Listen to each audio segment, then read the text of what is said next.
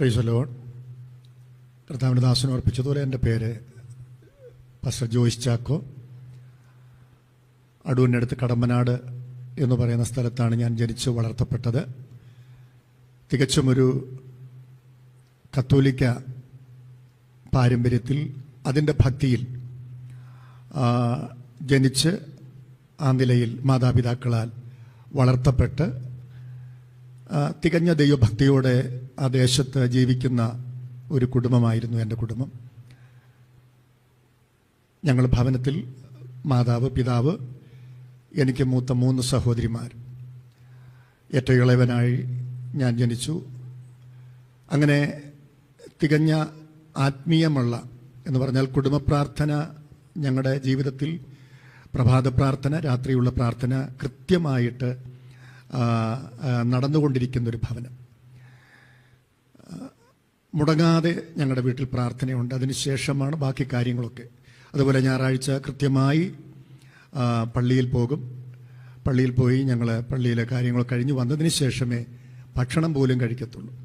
അങ്ങനെ വളരെ സന്തോഷത്തോടെ ആത്മീയമായിട്ടുള്ള നല്ല നിലയിൽ ജീവിക്കുന്ന ഒരു കുടുംബം. മറ്റ് മദ്യപാനമോ അങ്ങനെയുള്ള പ്രയാസങ്ങളൊന്നും എൻ്റെ പിതാവിനില്ല. വളരെ ശാന്തനും സൗമ്യനും ഒക്കെയായി ജീവിക്കുന്ന ആ ദേശത്ത് വളരെ നല്ല മാതൃകയിൽ ജീവിക്കുന്ന ആ കുടുംബം. ഞങ്ങൾ കടമ്പനാട് ജംഗ്ഷനിൽ റീത്ത് പള്ളിയിൽ പോകാൻ വളരെ ദൂരമുണ്ടെങ്കിലും ഞങ്ങൾ ബസ് സൗകര്യമൊന്നുമില്ലാത്ത സമയത്ത് രാവിലെ എല്ലാവരും ഒരുങ്ങി അവിടെ ചെന്ന് ആരാധനയെ കൂടിയിട്ട് മടങ്ങി നടന്നു തന്നെ വീട്ടിൽ വന്നതിന് ശേഷമാണ് ഭക്ഷണം പോലും കഴിച്ചുകൊണ്ടിരിക്കുന്നത്. അത്ര ഒരാത്മീയ പശ്ചാത്തലം ഞങ്ങളുടെ ജീവിതത്തിലുണ്ടായിരുന്നു. അങ്ങനെ ആയിരിക്കുന്നുവെങ്കിലും ഒരു പെന്തക്കോസ്തിൻ്റെ അനുഭവത്തിലേക്ക് പോകാനുള്ള താല്പര്യം ഞങ്ങൾക്ക് ഇല്ല. അതിനോട് ഒട്ടും ഇഷ്ടവുമുള്ള ഒരു സാഹചര്യമല്ല. എങ്കിലും പാട്ടും പ്രാർത്ഥനയും ദൈവവചനം കേൾക്കുന്നതൊക്കെ വളരെ സന്തോഷമാണ്. തൊട്ടടുത്തുള്ള സ്ഥലങ്ങളിലൊക്കെ കൺവെൻഷൻ നടക്കുമ്പോൾ അവിടെ പോയി കൺവെൻഷനിലൊക്കെ പങ്കെടുക്കുകയും ദൈവവചനം കേൾക്കുകയും ആ നിലയിൽ സന്തോഷം ഞങ്ങൾ അനുഭവിച്ചുകൊണ്ട് ഇരിക്കുവാനിടയായി. എൻ്റെ വിദ്യാഭ്യാസം 10ാം ക്ലാസ് കഴിഞ്ഞ് ഞാൻ Kerala government civil engineering examination, civil എഞ്ചിനീയറിങ്ങിൻ്റെ ആ കോഴ്സ് പഠിച്ച്, എന്നാൽ പരീക്ഷ എഴുതുവാൻ എനിക്ക് കഴിഞ്ഞില്ല. കോഴ്സ് തീരാറായപ്പോൾ എനിക്കൊരു ആക്സിഡൻ്റ് ഉണ്ടായി. ഞാനൊരു മരത്തിൽ നിന്ന് വീണ് കൈ രണ്ടും ഒടിഞ്ഞ് 2 കൈയും പ്ലാസ്റ്റിട്ട് ഈ പരീക്ഷ സമയത്ത് എനിക്ക് അറ്റൻഡ് ചെയ്യാൻ കഴിഞ്ഞില്ല. അതിനുശേഷം പിന്നീട് ആ പഠനത്തോട് മുൻപോട്ട് പോകാനായിട്ട് കഴിയാത്തതുകൊണ്ട് ഞാനൊരു ഉപജീവനത്തെ തേടി ഡൽഹിയിലേക്ക് കടന്നു പോകാനിടയായി. 1983 ഞാൻ ആദ്യമായി എൻ്റെ വീട് വിട്ട് ഒരു ജോലിക്ക് വേണ്ടി ഡൽഹിയിലെത്തി. ഡൽഹിയിൽ ഞാൻ ചെന്ന് പാർത്തത് ഒരു IPC സഭയുടെ തൊട്ടടുത്തുള്ള ഒരു വീട്ടിലാണ്. എനിക്ക് വളരെ സന്തോഷമായി. കാരണം അവിടെ എപ്പോഴും പാട്ടും പ്രാർത്ഥനയും ഒക്കെ നടക്കുന്നത് കൊണ്ട് വളരെ സന്തോഷമാണ്. ഞാൻ എൻ്റെ പകലത്തെ ജോലി കഴിഞ്ഞ് മടങ്ങി വന്നാൽ വീട്ടിലെ ഭക്ഷണമൊക്കെ ഒരുക്കിയതിന് ശേഷം ഞാൻ എൻ്റെ വീടിൻ്റെ ടെറസിൻ്റെ മുകളിൽ കയറി ആ ചർച്ചിൽ നടക്കുന്ന പാട്ടും പ്രാർത്ഥനയും ദൈവവചന ശുശ്രൂഷയൊക്കെ ഞാൻ ശ്രദ്ധിക്കുവാനിടയായി. അത് കഴിഞ്ഞതിന് ശേഷമേ ഞാൻ താഴെ റൂമിനകത്ത് വന്ന് ഭക്ഷണം കഴിക്കത്തുള്ളൂ. അതെനിക്ക് വളരെ സന്തോഷമാണ്. അന്ന് അവിടെ ശുശ്രൂഷിച്ചുകൊണ്ടിരുന്നത് പാസ്റ്റർ സാം ഡാനിയൽ. ഇപ്പോഴദ്ദേഹം പാമ്പാടി IPC സെൻറ്ററിൻ്റെ ചുമതലയിലായിരിക്കുന്നു. അദ്ദേഹം അന്ന് വിവാഹിതനല്ല, ഒരു യൗവനക്കാരനാണ്. അപ്പോൾ തിങ്കൾ മുതൽ ശനിയാഴ്ച രാത്രി വരെ എല്ലാ ദിവസവും വൈകിട്ട് മീറ്റിംഗ് ഉണ്ട്. അപ്പോൾ അവിടെ ഉള്ളവരെല്ലാം നല്ല ചെറുപ്പക്കാരാണ്. നല്ല ദൈവദാസനും വളരെ ആക്റ്റീവാണ്. ഓടി നടന്ന് കർത്താവിന് വേണ്ടി പ്രവർത്തിക്കുന്നൊരു ദൈവദാസൻ. അപ്പോൾ എല്ലാ ദിവസവും യോഗമുണ്ട്. അപ്പോൾ ഈ പ്രാർത്ഥനയിൽ ഞാൻ ടെറസിൻ്റെ മുകളിൽ കയറുന്നെല്ലാം കേൾക്കും, വചനം കേൾക്കും. എനിക്ക് വളരെ സന്തോഷമാണ്. അങ്ങനെ ഞാൻ മുൻപോട്ട് പോകുന്ന ഒരു കാലയളവിൽ ഒരു ദിവസം എനിക്ക് പെട്ടെന്നൊരു ചിക്കൻ ബോക്സ് ബാധിച്ചു. ചിക്കൻ ബോക്സ് ബാധിച്ചപ്പോൾ അവിടെ റൂമിൽ അതിൻ്റെ ഓണർ താമസിപ്പിക്കത്തില്ല. അവിടെ ഒരു ഹോസ്പിറ്റലുണ്ട്. അപ്പോൾ ചിക്കൻ ബോക്സ് വരുന്നവരെ അവിടെ കൊണ്ട് അഡ്മിറ്റ് ചെയ്യും. ഞാനങ്ങനെ കുറച്ച് ദിവസം അവിടെ അഡ്മിറ്റായി. എൻ്റെ അസുഖമൊക്കെ ഭേദമായതിനു ശേഷം ഞാൻ തിരിച്ച് റൂമിൽ വന്നു. അപ്പോൾ എൻ്റെ കൂടെ വേറെ 2 സഹോദരന്മാർ താമസിക്കുന്നുണ്ട്. അവർക്കും ഈ ചിക്കൻ ബോക്സ് ബാധിക്കുവാനിടയായി. അവർ ഹോസ്പിറ്റലിൽ അഡ്മിറ്റായി. അതിനുശേഷം അവർ സുഖമായി വീട്ടിൽ വന്നതിന് ശേഷം ഞാൻ മുഖാന്തരമാണ് അവർക്ക് ചിക്കൻ ബോക്സ് വന്നത്. അവർക്ക് ഡ്യൂട്ടിക്ക് പോകാൻ കഴിയാതിരുന്നത്. അതുകൊണ്ട് ഞങ്ങൾ ഈ റൂം മാറുകയാണെന്ന് പറഞ്ഞൊരു ദിവസം ഈ വീട്ടിൽ നിന്ന് രണ്ടുപേരും ഇറങ്ങിപ്പോയി. ഞാൻ ഒറ്റയ്ക്കായി. അവരെന്നെ ഇട്ടിട്ട് പോയ ദിവസം എനിക്ക് അതിഭയങ്കരമായ സഹിക്കാൻ കഴിയാത്ത വേദന. രാത്രിയിൽ ഞാൻ ഉറങ്ങിയില്ല, ഒന്നും ഭക്ഷിച്ചില്ല. അന്ന് വിശപ്പോടെ കരഞ്ഞ് ഞാൻ നേരം വെളുപ്പിച്ചു. നേരം വെളുത്തപ്പോൾ എൻ്റെ റൂമിന് തൊട്ടടുത്തൊരു മലയാളിയുടെ ചായക്കടയുണ്ട്. ഞാൻ അവിടെ ചെന്നൊരു ചായയൊക്കെ വാങ്ങി കുടിച്ചതിന് ശേഷം എൻ്റെ വീടിൻ്റെ മെയിൻ എൻട്രൻസിൻ്റെ വാതിലിൽ ഞാനൊരു ലുങ്കിയൊക്കെ എടുത്തുകൊണ്ട് ഇങ്ങനെ നിൽക്കുകയാണ്. താടിക്ക് കയ്യൊക്കെ കൊടുത്ത് ഇങ്ങനെ വളരെ വേദനയോടെ ഞാൻ ഒറ്റപ്പെട്ടു പോയല്ലോ, ഞാനിനി എങ്ങനെ മുൻപോട്ട് പോകുമെന്നുള്ള വളരെ മാനസിക വേദനയോടെ ഞാനിങ്ങനെ നിൽക്കുമ്പോൾ എൻ്റെ വീടിൻ്റെ ഈ മെയിൻ എൻട്രൻസിൻ്റെ നേരെ ഒരു റോഡുണ്ട്. ആ റോഡിൻ്റെ അങ്ങേ അറ്റത്തുനിന്നൊരു ചെറുപ്പക്കാരൻ നടന്ന് ഈ വീടിൻ്റെ നേർക്ക് വരുന്നത് ഞാൻ കണ്ടു. വന്നതിന് ശേഷം അദ്ദേഹം എന്നോട് ചോദിച്ചു, മലയാളിയാണോ? ഞാൻ പറഞ്ഞു മലയാളിയാണ്. ഇവിടെ കാണാൻ വീട് കിട്ടുമോ? ഞാൻ പറഞ്ഞു എൻ്റെ അറിവിൽ ഇവിടെ എങ്ങും വീടില്ല. എന്താ അത്യാവശ്യമാണോ എന്ന് ചോദിച്ചു. അപ്പം പറഞ്ഞു എൻ്റെ ഒരു അനിയൻ നാട്ടിൽ നിന്ന് വന്നു, അദ്ദേഹത്തിന് താമസിക്കാൻ സൗകര്യമില്ല, അതുകൊണ്ടൊരു വീട് അത്യാവശ്യമായിരുന്നു എന്ന് പറഞ്ഞു. ഞാൻ പറഞ്ഞു അത്യാവശ്യമാണെങ്കിൽ ഞാൻ ഒറ്റയ്ക്കാണ് ഇന്നു മുതൽ താമസിക്കുന്നത്, അങ്ങനെയാണെങ്കിൽ എൻ്റെ കൂടെ താമസിക്കാമെന്ന് പറഞ്ഞു. സന്തോഷമായെന്ന് പറഞ്ഞു. അദ്ദേഹം മടങ്ങിപ്പോയി അനിയനെ വിളിച്ചുകൊണ്ട് വരട്ടെ എന്ന് പറഞ്ഞ് അനിയനുമായിട്ട് വന്നപ്പോൾ ദൂരെ കണ്ടപ്പോഴേ അദ്ദേഹത്തെ ഒരു പെന്തക്കോസുകാരനാണെന്ന് എനിക്ക് മനസ്സിലായി. അദ്ദേഹത്തിൻ്റെ ആ മുഖഷേപ്പും എല്ലാം ഒരു പെന്തക്കോസുകാരനെന്ന് വ്യക്തമായിട്ട് ആ ദൂരക്കാഴ്ചയിൽ തന്നെ എനിക്ക് മനസ്സിലായി. എൻ്റെ മനസ്സിൽ വളരെ ഭാരമായി, ഒരു പെന്തക്കോസുകാരൻ്റെ കൂടെ ഞാൻ താമസിക്കണോ? പെട്ടെന്ന് അദ്ദേഹം ജ്യേഷ്ഠനും അനിയനും കൂടെ വന്നു, എൻ്റെ റൂമിൽ കൊണ്ടുപോയി അവരവിടെ ഇരുത്തിയിട്ട് ഞാൻ ഒന്നും സംസാരിക്കുന്നില്ല, എനിക്ക് ഡ്യൂട്ടിക്ക് പോകാൻ സമയമായി, അതുകൊണ്ട് ഞാൻ പോകുകയാണെന്ന് പറഞ്ഞാൽ പെട്ടെന്ന് ഡ്രസ്സ് ചെയ്ത് വെളിയിലിറങ്ങി. ഞാൻ എൻ്റെ ഡ്യൂട്ടി സ്ഥലത്ത് ചെന്ന് ഞാൻ അന്ന് മുഴുവനും വളരെ ചിന്ത എന്നെ ഭരിക്കുകയാണ്. ദൈവമേ, ഞാനൊരു പെന്തക്കോസുകാരൻ്റെ കൂടെ ഇന്ന് മുതൽ താമസിക്കുന്നത് എങ്ങനെ താമസിക്കാൻ പറ്റും? അത് എന്നെ കൊണ്ട് ഒട്ടും സാധ്യമല്ല. വൈകുന്നേരമായപ്പോൾ ഞാനൊരു തീരുമാനത്തിലെത്തി, എന്തായാലും വരാൻ പറഞ്ഞതല്ലേ, ഞങ്ങൾ താമസിക്കാം, പക്ഷെ അദ്ദേഹം പറയുന്നതൊന്നും കേൾക്കാതിരുന്നാൽ മതി. ഞാൻ ഡ്യൂട്ടി കഴിഞ്ഞ് വൈകിട്ട് എത്തിക്കഴിഞ്ഞപ്പോൾ അദ്ദേഹത്തിൻ്റെ ജ്യേഷ്ഠനും അവരനിയനുമായിട്ട് വീട്ടിലുണ്ട്. അദ്ദേഹത്തിൻ്റെ ജ്യേഷ്ഠനൊരു പട്ടാളക്കാരനാണ്. അദ്ദേഹം ഡൽഹിയിൽ പട്ടാളക്കാരനായി ജോലി ചെയ്യുന്നു. അദ്ദേഹത്തിൻ്റെ ഫാമിലി നാട്ടിലായതുകൊണ്ട് ജ്യേഷ്ഠൻ പട്ടാളത്തിൻ്റെ യൂണിറ്റിൽ താമസിക്കുന്നു. അപ്പം അനിയൻ ഡൽഹി വന്നപ്പോൾ അവിടെയുള്ള IPC സഭയിലെ പാസ്റ്റർ സാം ഡാനിയലിൻ്റെ കൂടെ താമസിപ്പിക്കാനായിട്ട് കൊണ്ടുവന്നതാണ്. പക്ഷേ അദ്ദേഹം അവിടെ വരുമ്പോൾ പെട്ടെന്ന് ടെലഗ്രാം നാട്ടിൽ നിന്ന് വന്നു, പാസ്റ്റർ നാട്ടിലേക്ക് പോരുന്നു. തിരുവനന്തപുരത്തു നിന്നുള്ള കേരള എക്സ്പ്രസ്സിന് രാവിലെ 11 മണിക്ക് സാം ഡാനിയൽ നാട്ടിലോട്ട് പോരുന്നു. ഇവിടെ നിന്നുള്ള ട്രെയിൻ 3:30 മണിക്ക് തിരുവനന്തപുരത്ത് നിന്ന് സ്റ്റാർട്ട് ചെയ്ത ട്രെയിൻ ഡൽഹിയിലെത്തിയപ്പോൾ 3:30. ആ 3:30 മണിക്ക് ഈ സഹോദരൻ അവിടെ വന്നു. പാസ്റ്ററെ തമ്മിൽ കാണാൻ പറ്റിയില്ല. പാസ്റ്റർ നേരത്തെ വാക്ക് പറഞ്ഞിരുന്നു ഒരുമിച്ച് താമസിക്കാം, പക്ഷേ പെട്ടെന്ന് ടെലഗ്രാം വന്നു, പാസ്റ്റർ രാവിലെ പോരുന്നു, ഈ സഹോദരൻ വൈകിട്ട് വന്നു. അന്ന് ആ രാത്രി മുഴുവനും ഈ ജ്യേഷ്ഠനും അനിയനും കൂടെ അവിടെ കുത്തിയിരുന്നു. അവരും അവിടെ ഇരുന്ന് വിഷമിച്ച് നേരം വെളുപ്പിച്ചു. അനിയൻ ചേട്ടനോട് പറഞ്ഞു, ഇങ്ങനെ എന്നെ ഇവിടെ വിളിച്ചു വരുത്തി, ഞാൻ നീ എന്ത് ചെയ്യും? ഞാൻ തൊട്ടടുത്ത് ഒരു 200 മീറ്ററിനകം ഒരു വീട്ടിൽ ഒറ്റയ്ക്ക് വേദനയോട് അന്ന് രാത്രി ഉറങ്ങാതെ ഭക്ഷണം കഴിക്കാതെ കരഞ്ഞുകൊണ്ട് കഴിഞ്ഞു കൂടുന്നു. രാവിലെ ഞങ്ങളെ തമ്മിൽ യോജിപ്പിച്ചു. പക്ഷേ ഒരു പെന്തക്കോസുകാരൻ്റെ കൂടെ ജീവിക്കുക എന്ന് പറയുന്നത് ഭയങ്കര ബുദ്ധിമുട്ടാണ്. അദ്ദേഹത്തെ കണ്ടാൽ അദ്ദേഹത്തിൻ്റെ ഒരു പെന്തക്കോസുകാരനല്ല, അദ്ദേഹം ഒരു തീവ്രവാദ പെന്തക്കോസുകാരനാണ്. അദ്ദേഹത്തിന് അത്ര ആവേശമാണ് സുവിശേഷം പറയുന്നതിനും ആത്മീയമായിട്ട് കാര്യങ്ങളിൽ മുൻപോട്ട് പോകുന്നതിനും. അപ്പം അങ്ങനെ ജ്യേഷ്ഠൻ പറഞ്ഞു, എനിക്ക് ഡ്യൂട്ടിക്ക് പോയ സമയം, ഞാൻ പോട്ടെ, ഇനി നിങ്ങളിവിടെ സന്തോഷമായി കഴിയുമെന്നൊക്കെ പറഞ്ഞു.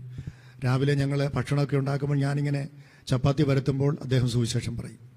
ഞാൻ പറഞ്ഞ അച്ഛാ, ഇവിടെ ഒരു കാര്യം പറയാം, നമുക്കിവിടെ സന്തോഷമായിട്ട് ജീവിക്കാം, പക്ഷേ ഈ സുവിശേഷം ഒന്നും ഇങ്ങോട്ട് പറയണ്ട, ഞാനൊരു കത്തോലിക്ക പാരമ്പര്യത്തിൽ ജനിച്ചു വളർത്തപ്പെട്ട ആളാണ്, കാര്യങ്ങളൊക്കെ അറിയാം, ഭക്തിയോടെ ജീവിക്കുന്ന ഒരാളാണ്. കൊണ്ട് അച്ഛൻ അറിഞ്ഞ സത്യത്തിൽ അങ്ങ് ജീവിച്ചോ, എന്നെ ബുദ്ധിമുട്ടിപ്പിക്കില്ലേ എന്ന് പറഞ്ഞു.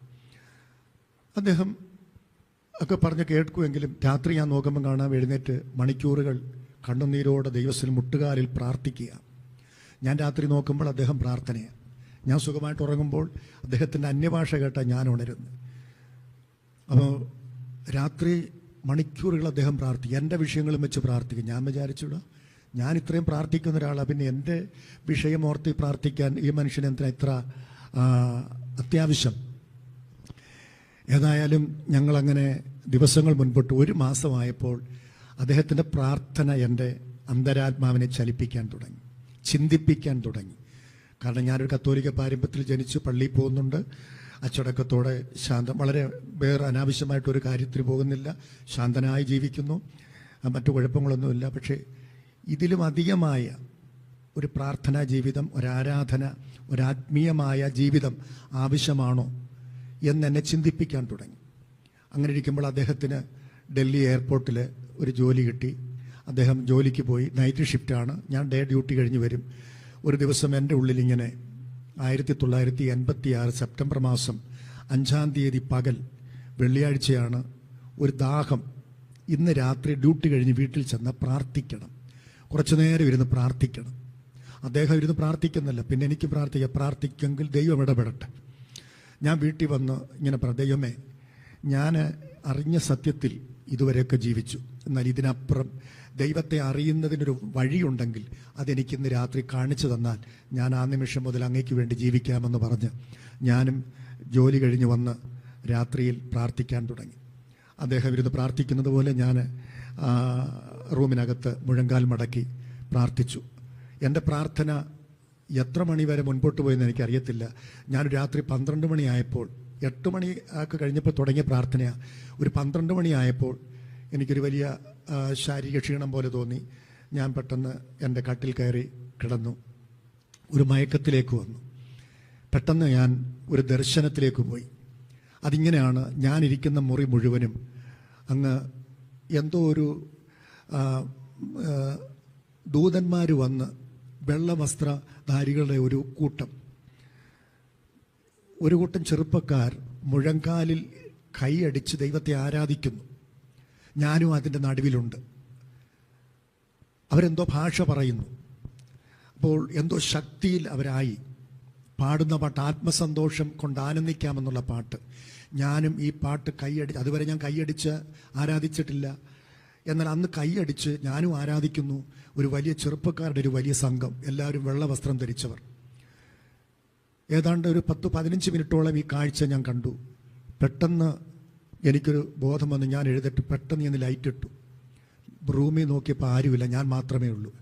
അപ്പം ഞാൻ കണ്ട ഇത്രയും ചെറുപ്പക്കാരെ ഞാൻ അവിടുന്ന് ചിന്തിക്കാൻ തുടങ്ങി. ഞാൻ പ്രാർത്ഥിച്ചത്, ദൈവമേ, ഞാൻ അറിഞ്ഞ സത്യത്തിൽ ഇനിയും എന്തെങ്കിലും ദൈവത്തെ അറിയുവാൻ അതിലും ആഴമായിട്ടുണ്ടെങ്കിൽ ഇന്ന് രാത്രി എനിക്കൊന്ന് അത് വെളിപ്പെടുത്തിയാൽ ഞാൻ ആ നിമിഷം മുതൽ കർത്താവിന് വേണ്ടി ജീവിക്കാം എന്നൊരു തീരുമാനമെടുത്തിരുന്നു.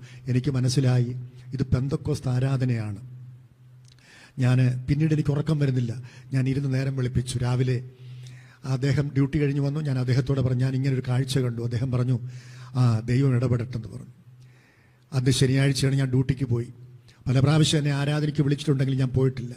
അന്ന് ഞായറാഴ്ച ഞാൻ അവധിയെടുത്തിട്ട് തൊട്ടടുത്തുള്ള IPC സഭയിൽ ആരാധനയ്ക്ക് പോയി.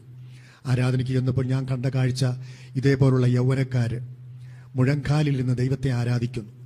പാസ്റ്റർ സാം ഡാനിയൽ എന്ന് പറഞ്ഞ ചെറുപ്പക്കാരനായ പാസ്റ്റർ അതിന് നടുവിൽ ശുശ്രൂഷിക്കുന്നു. ഞാൻ അവിടെ ചെന്ന ആരാധനയിൽ ആദ്യമായിട്ടാണ് ഒരു പെന്തക്കോസ്ത് ആരാധനയിൽ പങ്കെടുക്കുന്നത്. എങ്കിലും അവിടുത്തെ ആരാധനയുടെ അന്തരീക്ഷം ഒരാത്മീയമായ അന്തരീക്ഷത്തിൽ സാക്ഷ്യത്തിൻ്റെ സമയം.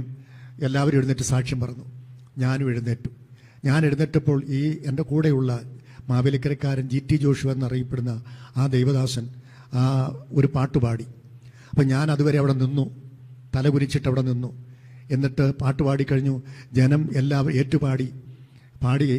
ഞാൻ പറഞ്ഞു, ഞാൻ ഇതുവരെ ഒരു പാപിയായി ജീവിച്ചു, എന്നാൽ ഇന്നു മുതൽ യേശുവിന് വേണ്ടി ജീവിക്കാൻ ഞാൻ ആഗ്രഹിക്കുന്നു എന്ന് പറഞ്ഞ് ഞാൻ ഒരു സാക്ഷ്യം പറഞ്ഞു. പെട്ടെന്നിരുന്നു. എല്ലാവരും എനിക്ക് വേണ്ടി സഭയൊന്നടങ്കം പ്രാർത്ഥിച്ചു. എനിക്ക് വളരെ സന്തോഷമായി. ഞാൻ അതിനുശേഷം സാം ഡാനിയൽ എന്ന് പറഞ്ഞ പാസ്റ്റർ എൻ്റെ അടുക്കൽ 2 കൈയും തൊഴുത്, ചെറുപ്പക്കാരനാണ്, തൊഴുത് ജോയ്സ് ബ്രദറെ എന്നും പറഞ്ഞ് എൻ്റെ അടുക്ക വന്നപ്പം ഞാൻ പാസ്റ്റർമാരെക്കുറിച്ച് വേറൊരു കാഴ്ചപ്പാടായിരുന്നു എനിക്കുള്ളത്. പക്ഷെ അന്ന് അദ്ദേഹത്തിൻ്റെ ആ സമീപനം എന്നെ വളരെ ആകർഷിച്ചു. പിന്നീട് ഞാൻ അടുത്ത ദിവസം എൻ്റെ കമ്പനിയിൽ ഡ്യൂട്ടിക്ക് ചെന്നു. എൻ്റെ കമ്പനിക്ക് അതുവരെ തിങ്കളാഴ്ചയായിരുന്നു അവധി, ഞായറാഴ്ച ഡ്യൂട്ടിയുള്ള ദിവസമായിരുന്നു. അന്ന് ഞാൻ അവധിയെടുത്താണ് ഡ്യൂട്ടിക്ക് പോയത്. ഞാൻ ഈ രക്ഷിക്കപ്പെട്ടിട്ട് അവിടെ ചെന്നപ്പോൾ അവിടെ നോട്ടീസ് വായിച്ചു, ഇനി നമ്മുടെ കമ്പനിക്ക് ഞായറാഴ്ചയാണ് അവധി, തിങ്കളാഴ്ച വർക്കിംഗ് ഡേ ആണ്. അന്ന് ഞാൻ എൻ്റെ ജീവിതത്തിൽ കർത്താവിനെ രക്ഷകനായി സ്വീകരിച്ചതിൻ്റെ അത് ദൈവം യഥാർത്ഥത്തിൽ അതിൽ പ്രസാദിച്ചു എന്നുള്ളത് ദൈവം എൻ്റെ മുമ്പിൽ ഒരു അത്ഭുതം ചെയ്ത് പിന്നീട് എനിക്കൊരു ദിവസവും ഒരു ഞായറാഴ്ച അവധി എടുക്കേണ്ടി വന്നില്ല. അന്ന് മുതൽ ഞാൻ എല്ലാ ദിവസവും ആരാധനയ്ക്ക് കടന്നു പോകാൻ തുടങ്ങി. എനിക്ക് വേണ്ടി സഭാത്മാർത്ഥമായി പ്രാർത്ഥിക്കുവാനിടയായി. എനിക്ക് ആത്മീയമായി വളർച്ചയുണ്ടായി. ഒക്ടോബർ മാസം 19-ാം തീയതി നോർത്തേൺ റീജിയൻ്റെ കൺവെൻഷൻ നടക്കുന്നു, സ്നാനമുണ്ടെന്ന് പറഞ്ഞു. അപ്പോൾ സ്നാനത്തെക്കുറിച്ച് എനിക്ക് ക്ലാസ് എടുത്തു. സ്നാനപ്പെടാൻ എനിക്ക് തീരുമാനം ഞാൻ എടുത്തു. എൻ്റെ വീട്ടിലേക്ക് ഞാൻ കത്തെഴുതി. ഞാൻ എൻ്റെ അപ്പനോടും അമ്മയോടും ഒക്കെ ചോദിച്ചപ്പോൾ അവർ പറഞ്ഞു, മക്കളെ, ഞങ്ങളെ വിട്ട് വളരെ ദൂരെയാണ് നീ ജീവിക്കുന്നത്, നീ ഒരു ചെറുപ്പക്കാരനാണ്, നിനക്ക് എങ്ങനെ വേണമെങ്കിലും അവിടെ ജീവിക്കാം, എന്നാൽ നീ ഒന്നുകൂടെ ആത്മീയമായി വളരാൻ തീരുമാനിച്ചതിൽ ഞങ്ങൾക്ക് വളരെ സന്തോഷമേ ഉള്ളൂ, സ്നാനപ്പെട്ടോളാൻ പറഞ്ഞു. അങ്ങനെ 1986 ഒക്ടോബർ മാസം 19-ാം തീയതി ഡൽഹിയിൽ സപ്തരഞ്ജൻ ഹോസ്പിറ്റലിനടുത്ത് വെച്ച് അവിടെ ഞാൻ കൺവെൻഷനിൽ ഞാൻ സ്നാനപ്പെടുവാനിടയായി തീർന്നു. അങ്ങനെ സ്നാനപ്പെട്ട് വളരെ സന്തോഷമായി മുൻപോട്ട് പോയി. പിന്നീട് നോക്കിയപ്പോൾ എല്ലാവരും ആത്മാവിൽ ആരാധിക്കുന്നു, അഭിഷേകം പ്രാപിക്കണമെന്നുള്ള ആഗ്രഹമുണ്ടായി. ഞാനങ്ങനെ അവിടെ ആഗ്രഹമുണ്ടായിരുന്നുവെങ്കിലും അവിടെ വെച്ച് എനിക്ക് സാധിച്ചില്ല. നാട്ടിൽ വന്നപ്പോൾ, നാട്ടിൽ പോരുവഴി എന്ന് പറയുന്ന സ്ഥലത്ത് എൻ്റെ അമ്മ വീടാണ്. എൻ്റെ അമ്മ വീട്ടുകാരൊക്കെ പെന്തക്കോസിലേക്ക് വന്നു. അതിനടുത്ത് ഉള്ള ഒരു വീട്ടിൽ ഉപവാസ പ്രാർത്ഥന നടക്കുകയായിരുന്നു 3 ദിവസം. അപ്പം ഞാൻ എൻ്റെ അമ്മാച്ചനോട് എന്ന് പറഞ്ഞു, എനിക്ക് അഭിഷേകം പ്രാപിക്കണം. അങ്ങനെ ഉപവാസ പ്രാർത്ഥനയിൽ സംബന്ധിച്ചു. ഞാൻ അന്ന് 1987 മെയ് മാസം 2-ാം തീയതി ഞാൻ അന്യഭാഷയിൽ കർത്താവിനെ അഭിഷേകത്തോടുകൂടെ ആ വീട്ടിൽ വെച്ച് ആരാധിക്കുവാനായിട്ട് ഇടയായി തീർന്നു. അത് അടൂര് പാസ്റ്റർ ബെഞ്ചമിൻ വർഗീസ് എന്ന് പറയുന്ന അടൂർ സെൻട്രൽ പാസ്റ്ററിൻ്റെ ഭാര്യ വീടാണ്, കാക്കാൻ്റെത്തെ വീട്. അസംബ്ലി സോഡിലെ അനുഗ്രഹിക്കപ്പെട്ട ഒരു കുടുംബമാണ് ആ കുടുംബം. ആ കുടുംബത്തിലെ വീട്ടിൽ വെച്ചാണ് ഞാൻ അഭിഷേകം പ്രാപിക്കുന്നത്. അങ്ങനെ അഭിഷേകം പ്രാപിച്ചപ്പോൾ എനിക്ക് ആദ്യം കിട്ടിയത് 2 അക്ഷരമാണ്. അപ്പം എന്നോട് അവിടെ വന്നവരിൽ ദൈവമക്കളും ദൈവാസന്മാരെല്ലാം പറഞ്ഞു, 2 അക്ഷരമാണെങ്കിലും ദൈവം തന്നതാ, ഇത് പറഞ്ഞോണമെന്ന് പറഞ്ഞു. ഞാൻ ഡൽഹി ചെന്ന് മടങ്ങിച്ചെന്നപ്പോൾ എല്ലാവരും എന്നെ നോക്കുകയാണ്. ഞാൻ ആരാധിക്കുമ്പോൾ 2 അക്ഷരം പറഞ്ഞുകൊണ്ടിരിക്കുന്നു. എന്നോട് എല്ലാവരും ചോദിച്ചു, ജോയ്സ് ബ്രദറെ നാട്ടിൽ പോയിട്ട് വന്നപ്പോൾ എന്തോ പറ്റി? ഞാൻ പറഞ്ഞു, ഞാൻ അഭിഷേകം പ്രാപിച്ചെന്ന് പറഞ്ഞു. അത് ഞങ്ങൾക്ക് എന്തായാലും അറിയാനുണ്ടെന്ന് പറഞ്ഞു. ഞാൻ കണ്ണും അടച്ച് 2 അക്ഷരം പറഞ്ഞുകൊണ്ടിരുന്നു. അവസാന ആഴ്ചകൾ കഴിഞ്ഞപ്പോൾ 2 അക്ഷരം വാക്കുകളായി, പിന്നെ വരിയായി, പാട്ടായി. അങ്ങനെ ദൈവം എന്നെ വളരെ അത്ഭുതമായിട്ട് ആ നിലയിൽ മുൻപോട്ട് ആത്മീയമായി വളർത്തി. അതിനുശേഷം നാട്ടിൽ നിന്ന് ഏത് പ്രവാചകന്മാർ ഡൽഹിയിൽ വന്നാലും ഞാൻ രാവിലെ ചെന്ന് ആരാധനയിലെ എല്ലാ കൂട്ടായ്മയിലും പങ്കെടുക്കും. മേശയുടെ തൊട്ടടുക്ക ചെന്ന് മുട്ടുകാലിരുന്ന് പ്രാർത്ഥിച്ചുകൊണ്ടിരിക്കും. ഏത് പ്രവാചകന്മാർ വന്നാലും എൻ്റെ തലയിൽ കൈവയ്ക്കും. അവർ പറയുന്നൊരു കാര്യമുണ്ട്, കർത്താവിൻ്റെ വേലയ്ക്ക് വേണ്ടി ഇതിനെ കണ്ടിരിക്കുന്നു, വളരെ പ്രതികൂലത്തിന് നടുവിലൂടെ ഒരു ശുശ്രൂഷയുണ്ട്, അത് പ്രാപിച്ചെടുത്തോണം. അപ്പം അന്ന് പ്രതികൂലം എന്ന് പറഞ്ഞാൽ അറിയത്തില്ല. ഞാൻ വിചാരിച്ചു വിശ്വാസികളൊക്കെ കരഞ്ഞുകൊണ്ടൊക്കെ സാക്ഷ്യം ഇതാണ് പ്രതികൂലം എന്ന് വിചാരിച്ചു. കിട്ടുന്ന സമയമെല്ലാം കർത്താവിൻ്റെ ദാസൻ്റെ കൂടെ വീട് സന്ദർശിക്കുകയും സുവിശേഷം പറയാനും ട്രാക്ട് കൊടുക്കാനും ഒക്കെ ഡൽഹിയിൽ അങ്ങനെ മുൻപോട്ട് പോയിക്കൊണ്ടിരുന്നു. പാസ്റ്റർക്ക് മനസ്സിലായി ഇദ്ദേഹം ഒരു ദൈവത്തിൻ്റെ വിളിയുണ്ടെന്ന്. അതുകൊണ്ട് മാക്സിമം പാസ്റ്റർ എന്നെ ട്രെയിൻ ചെയ്തുകൊണ്ടിരുന്നു. അങ്ങനെ ആത്മീയമായിട്ടും ശുശ്രൂഷയിലും എനിക്ക് വളരെ കൈത്താങ്ങൽ തന്ന് പാസ്റ്റർ സാം ഡാനിയൽ എന്നെ വളർത്തിക്കൊണ്ടിരുന്നു.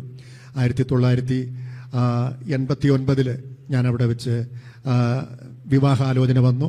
ഞാനങ്ങനെ 89 ഫെബ്രുവരി മാസം 2-ാം തീയതി എനിക്ക് വളരെ പെന്തക്കോസ് IPC പാരമ്പര്യമുള്ള കല്ലട എന്ന് പറയുന്ന സ്ഥലത്ത് നിന്ന്, അവിടുത്തെ IPCയിലെ ഒരു കുടുംബത്തിൽ നിന്ന് സാം ഡാനിയൽ പാസ്റ്ററുടെ പിതാവ് പാസ്റ്റർ KC ഡാനിയൽ നിത്യതയിൽ വിശ്രമിക്കുന്നു.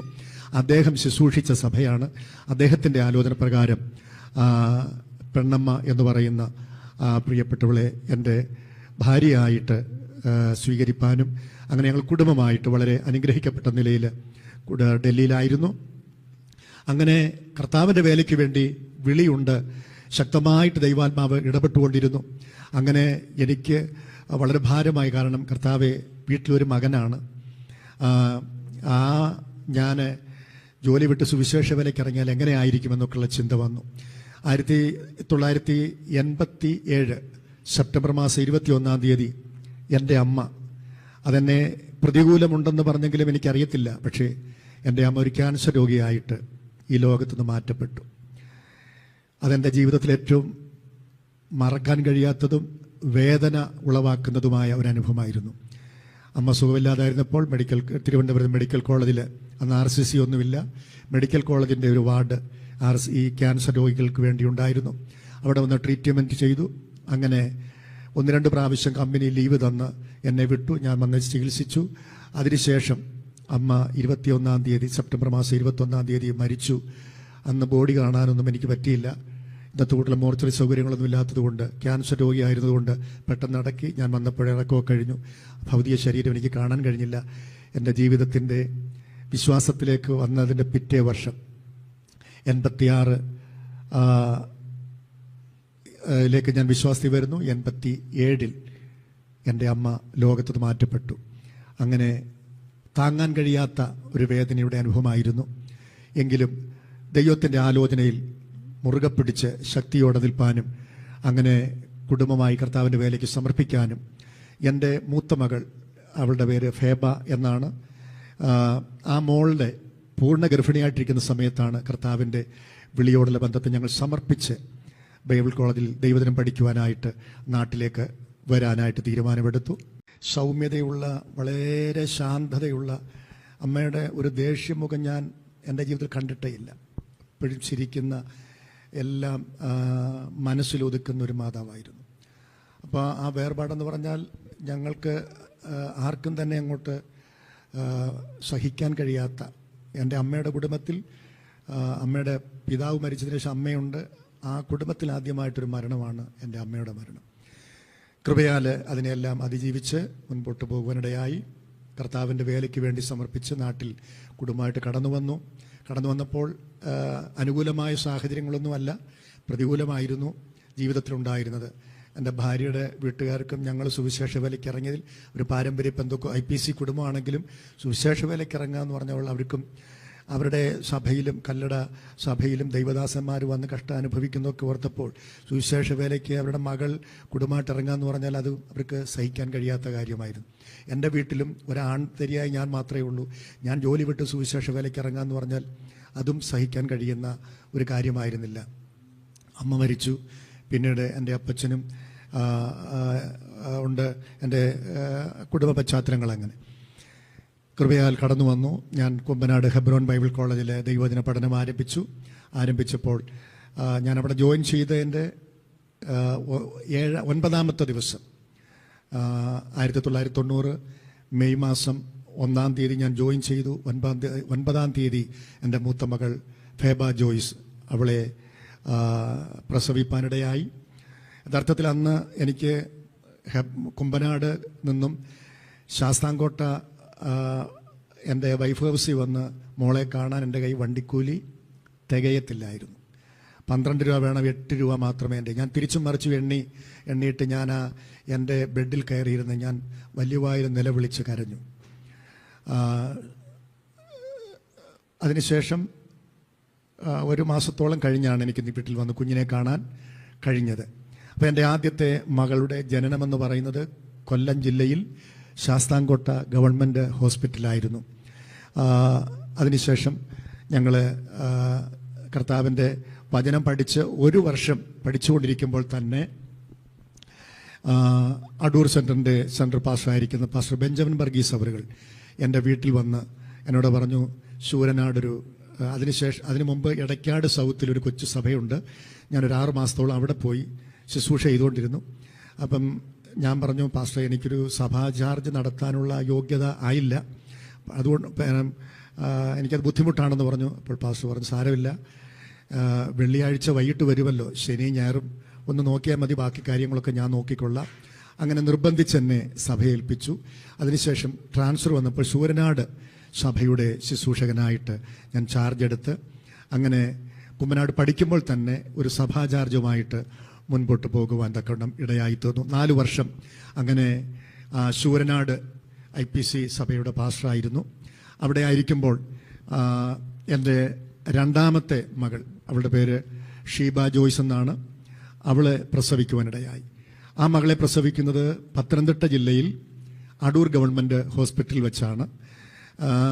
ആ സംഭവങ്ങളൊക്കെ പറഞ്ഞാൽ വളരെ, കാരണം വന്ന് നോക്കാനോ കാണാനോ പ്രസവം എടുക്കാനോ ഒന്നും ആരുമില്ലാത്ത സാഹചര്യത്തിൽ ബൈബിൾ കോളേജിൽ പഠിച്ചുകൊണ്ടിരിക്കുന്ന ഞാൻ തന്നെ ആ കാര്യങ്ങളൊക്കെ നോക്കേണ്ട ഒരു സാഹചര്യം ഉണ്ടായി. അതും ദൈവം വളരെ നന്നായിട്ട് കാര്യങ്ങളൊക്കെ നടത്തി. അതിനുശേഷം ഞങ്ങൾ ശൂരനാട് സഭ ശുശ്രൂഷയിലായിരിക്കുമ്പോൾ തന്നെ പ്രാർത്ഥിച്ചുകൊണ്ടിരുന്നു. എൻ്റെ ദൈവത്തിലൊരു തീരുമാനമെടുത്തു, ശുശ്രൂഷയ്ക്ക് ഒരിക്കലും ആരോടും ഒരു സഭ ചോദിച്ചു പോകത്തില്ല. എൻ്റെ ശുശ്രൂഷ ആവശ്യമായ സഭയിലേക്ക് ദൈവം അയക്കണം. അങ്ങനെ ഒരു ശുശ്രൂഷ മാത്രമേ ഞാൻ ചെയ്യുകയുള്ളൂ എന്നൊരു തീരുമാനം ദൈവസന്നിധിയിൽ എടുക്കുവാനിടയായി. അങ്ങനെ ശൂരനാട് സഭയുടെ ശുശ്രൂഷയിലായിരിക്കുമ്പോൾ അവിടെ 4 വർഷമായി എന്നെ കരുനാഗപ്പള്ളിക്കടുത്തുള്ള തഴവ സഭയിലേക്ക് സെൻറ്റർ സ്ഥലം മാറ്റം ക്രമീകരിച്ചപ്പോൾ ഞാൻ ദൈവത്തോട് പ്രാർത്ഥിച്ചു, ദൈവമേ എന്നെ അങ്ങ് ഒരു സ്ഥലത്ത് അയക്കണം. അങ്ങനെ ഇരിക്കുമ്പോൾ ഞാൻ ശൂരനാട് എൻ്റെ താമസിക്കുന്ന വീട്ടിൽ ഞാൻ കുറച്ച് ദിവസം ഉപവാസ പ്രാർത്ഥനയിലായിരുന്നപ്പോൾ അവിടെ ദൈവത്തോട് ഇങ്ങനെ പ്രാർത്ഥിച്ചുകൊണ്ടിരുന്നു, ദൈവമേ എനിക്കൊരു സ്ഥലം മാറ്റം വേണം. അപ്പം കായംകുളത്ത് വർഗീസ് ബേബി എന്നറിയപ്പെടുന്ന ഒരു പ്രവാചകനെ ഒരു ദിവസം ശുശ്രൂഷയ്ക്ക് വിളിച്ചു. അദ്ദേഹം അവിടെ വന്നിട്ട് ചോദിച്ചു, അച്ഛൻ എന്തിനു വേണ്ടിയാണ് പ്രാർത്ഥിക്കുന്നത്? ഞാൻ പറഞ്ഞു, എൻ്റെ ഒന്നാമത്തെ വിഷയം എനിക്ക് സ്ഥലം മാറ്റം വേണം. അപ്പം അദ്ദേഹം പറഞ്ഞു, ഇങ്ങനെ തിരുവനന്തപുരത്ത് പേരൂർക്കടയിൽ KC തോമസ് പാസ്റ്റർക്ക് ഒരു അസിസ്റ്റന്റ് പാസ്റ്റർ വേണം, അതുകൊണ്ട് എന്നോട് പറഞ്ഞിട്ടുണ്ട്, ഞാനത് പറയട്ടെ. ഞാൻ പറഞ്ഞു, ഒരിക്കലും പറയരുത്, എനിക്ക് അതിന് അത്രയും വലിയ സഭയിലൊന്നും പോയി ശുശ്രൂഷിപ്പാനുള്ള ഒരു പരിശീലനം കിട്ടിയിട്ടില്ല, അതുകൊണ്ട് വേണ്ട എന്ന് പറഞ്ഞു. അദ്ദേഹം പറഞ്ഞു, എന്തായാലും ഒന്ന് പറഞ്ഞേക്കാം, ചിലപ്പോൾ ദൈവത്തിൻ്റെ ആലോചനയാണ്. അതിനുശേഷം 2 ദിവസം കഴിഞ്ഞപ്പോൾ കരുവാറ്റയിലുള്ളൊരു പ്രവാചകൻ സാമെന്ന് പറഞ്ഞൊരു ദൈവദാസൻ അവിടെ വന്നു. അദ്ദേഹം പറഞ്ഞു, ഉച്ചവരെയുള്ള യോഗം കഴിഞ്ഞു അദ്ദേഹം പറഞ്ഞു, നമുക്കൊന്ന് മധ്യസ്ഥ പ്രാർത്ഥിക്കാമെന്ന് പറഞ്ഞു. അദ്ദേഹം പ്രാർത്ഥിച്ചിട്ട് എന്നോട് പറഞ്ഞു, ഇവിടെ നിന്ന് മാറ്റമാണല്ലോ എന്ന് പറഞ്ഞു. ഞാൻ ചെവിടാ. അപ്പം അദ്ദേഹത്തിന് ദൈവം ഒരു വെളിപ്പാട് കൊടുത്തു, തിരുവനന്തപുരത്ത് കൂടുതൽ ആൾക്കാരുള്ള ഒരു വലിയ സഭയിൽ നിന്ന് ശുശ്രൂഷിക്കുന്നു പറഞ്ഞു. അപ്പം വർഗീസ് ബേബി പാസ്റ്റർ പറഞ്ഞത് ഈ ആലോചനയാണ്ട് ഒത്തു വന്നു. അപ്പം ഞാൻ പ്രാർത്ഥിച്ചുകൊണ്ടിരുന്നു. ഉപവാസം കഴിഞ്ഞപ്പോൾ എനിക്കൊരു ലെറ്റർ വരുന്നു, KC തോമസ് പാസ്റ്ററിൻ്റെ, ഇതുപോലെ ജോയ്സ് തിരുവനന്തപുരത്ത് വന്ന് എന്നെ ഒന്ന് നേരിട്ട് കാണണം. അങ്ങനെ ഞാൻ പാസ്റ്ററെ വന്ന് കാണുകയും അദ്ദേഹം ഇങ്ങനെ എന്നെ ആവശ്യപ്പെടുകയും, ഞാൻ പറഞ്ഞു, പാസ്റ്ററെ ഒരിക്കലും വരാൻ പറ്റത്തില്ല, എനിക്ക് അതിന് സാധിക്കത്തില്ല, എന്നെ അടുവൊന്നും വിടത്തില്ല. അപ്പം പറഞ്ഞു, അതൊക്കെ ഞാൻ ഏറ്റോളാം, അതുകൊണ്ട് ഇപ്പം ജോയ്സ് പോ എന്ന് പറഞ്ഞ് എന്നെ പറഞ്ഞു യാത്രയാക്കി. അതിനുശേഷം എനിക്ക് ദൈവാലോചന പ്രകാരം തിരുവനന്തപുരം പേരൂർക്കടയിൽ KC തോമസ് പാസ്റ്ററിൻ്റെ അസിസ്റ്റന്റ് പാസ്റ്ററായിട്ട് നിയമനം ലഭിച്ചു. അങ്ങനെ ഞങ്ങൾ കുടുംബമായി പേരൂർക്കടയിലെ ശുശ്രൂഷയ്ക്കായിട്ട് വരുവാനിടയായി. അങ്ങനെ ഏത് വർഷമായിരുന്നു പാസ്റ്റർ? ഞാൻ വരുന്നത് 1995 തിരുവനന്തപുരത്തേക്ക് വരുന്നത്. തിരുവനന്തപുരത്ത് വന്ന് ശുശ്രൂഷ ആരംഭിച്ചു. ഇവിടെ വന്നപ്പോൾ മൂന്നാമത് ഒരു മകളെയും കൂടെ, ആ മകളുടെ പേര് ഹെപ്സിബ ജോയ്സ് എന്നാണ്. ആ മകള് തിരുവനന്തപുരം ജില്ലയിൽ പേരൂർക്കട ഗവൺമെൻറ് ഹോസ്പിറ്റലാണ് അവൾ ജനിച്ചത്. അങ്ങനെ 3 കുഞ്ഞുങ്ങളും 3 ജില്ലയിൽ 3 ഗവൺമെൻറ് ആശുപത്രിയിൽ ജനിച്ച കുഞ്ഞുങ്ങളാണ്. കാരണം അന്നത്തെ സാമ്പത്തിക സാഹചര്യങ്ങൾ ഞങ്ങൾക്ക് അങ്ങനെ മാത്രമേ ഉള്ളൂ. അതെല്ലാം ദൈവം അത്ഭുതമായിട്ടായിരുന്നു ഓരോ കുഞ്ഞുങ്ങളുടെ ജനനവും അവരുടെ വളർച്ചയും എല്ലാം. അപ്പം അങ്ങനെ മൂന്നാമത്തെ മകളും തിരുവനന്തപുരത്തായിരിക്കുമ്പോൾ അവിടെ വെച്ച് ജനിച്ചു കുഞ്ഞുങ്ങളെ. അതുകൊണ്ട് തിരുവനന്തപുരത്ത് അവരെ പഠിപ്പിക്കുവാനായിട്ട് ഒക്കെയുള്ള സാഹചര്യങ്ങൾ ഉണ്ടാകുവാനായിട്ടിടയായിത്തീർന്നു. പാസ്റ്റർ KC തോമസ് എന്ന ദേവദാസന്റെ സഭയുടെ അസോസിയേറ്റ് പാസ്റ്ററായിട്ടാണ് അദ്ദേഹം തിരുവനന്തപുരത്ത് ശുശ്രൂഷയ്ക്കായിട്ട് എത്തിച്ചേർന്നത്. തുടർന്ന് എത്ര വർഷം പേരൂർക്കടയിൽ ശുശ്രൂഷകനായിരുന്നു? എന്തെല്ലാമാണ് തിരുവനന്തപുരത്തെ ശുശ്രൂഷ അനുഭവങ്ങൾ? പേരൂർക്കടയിൽ ഞാൻ 4 വർഷം, 95 മുതൽ 99 വരെയുള്ള 4 വർഷം കർത്താവിൻ്റെ ദാസനോട് ചേർന്ന് എൻ്റെ ശുശ്രൂഷകാലം കഴിക്കുവാനിടയായി. ആ സമയത്താണ് എൻ്റെ മൂന്നാമത്തെ മകളുടെ ജനനം. അന്ന് ഞാൻ ആദ്യമായി 21 ദിവസം ദൈവസന്നിധിയിൽ ഉപവസിച്ച് പ്രാർത്ഥിക്കുന്ന സമയമായിരുന്നു. ആദ്യമായിട്ട് 21 ദിവസം പ്രാർത്ഥന നടന്നുകൊണ്ടിരിക്കുമ്പോൾ അതിൻ്റെ ഇടയ്ക്ക് വെച്ചാണ് മകളുടെ ജന്മം നടക്കുന്നത്. അതിനുശേഷം ഒരുപാട് കാര്യങ്ങൾ എൻ്റെ ശുശ്രൂഷയിൽ എനിക്ക് കർത്താവിൻ്റെ ദാസനുമായിട്ടുള്ള സമയങ്ങളിൽ പഠിക്കുവാനായിട്ട് ഇടയായി. ഒരു ശുശ്രൂഷൻ്റെ ഒരു ക്വാളിറ്റി എന്താണെന്ന് എനിക്ക് വ്യക്തമായി പ്രിയ ബഹുമാന്യ കർത്തുദാസൻ കെ.സി. തോമസ് അവരുടെ കൂടെ ആയിരുന്നപ്പോൾ പഠിക്കാൻ കഴിഞ്ഞു.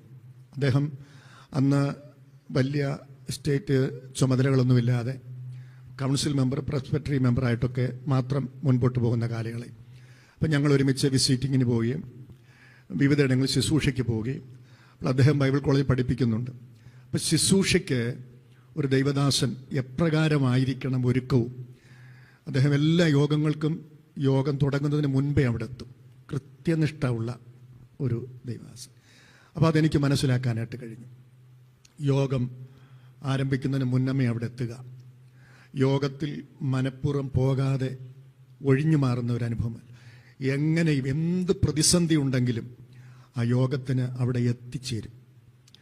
അതുപോലെ താഴ്മ, ഒരു ദൈവദാസന് ഉണ്ടായിരിക്കേണ്ട വിനയം. അതെന്നെ സാം ഡാനിയേൽ എന്ന് പറഞ്ഞ പാസ്റ്ററാണ് പഠിപ്പിച്ചത്.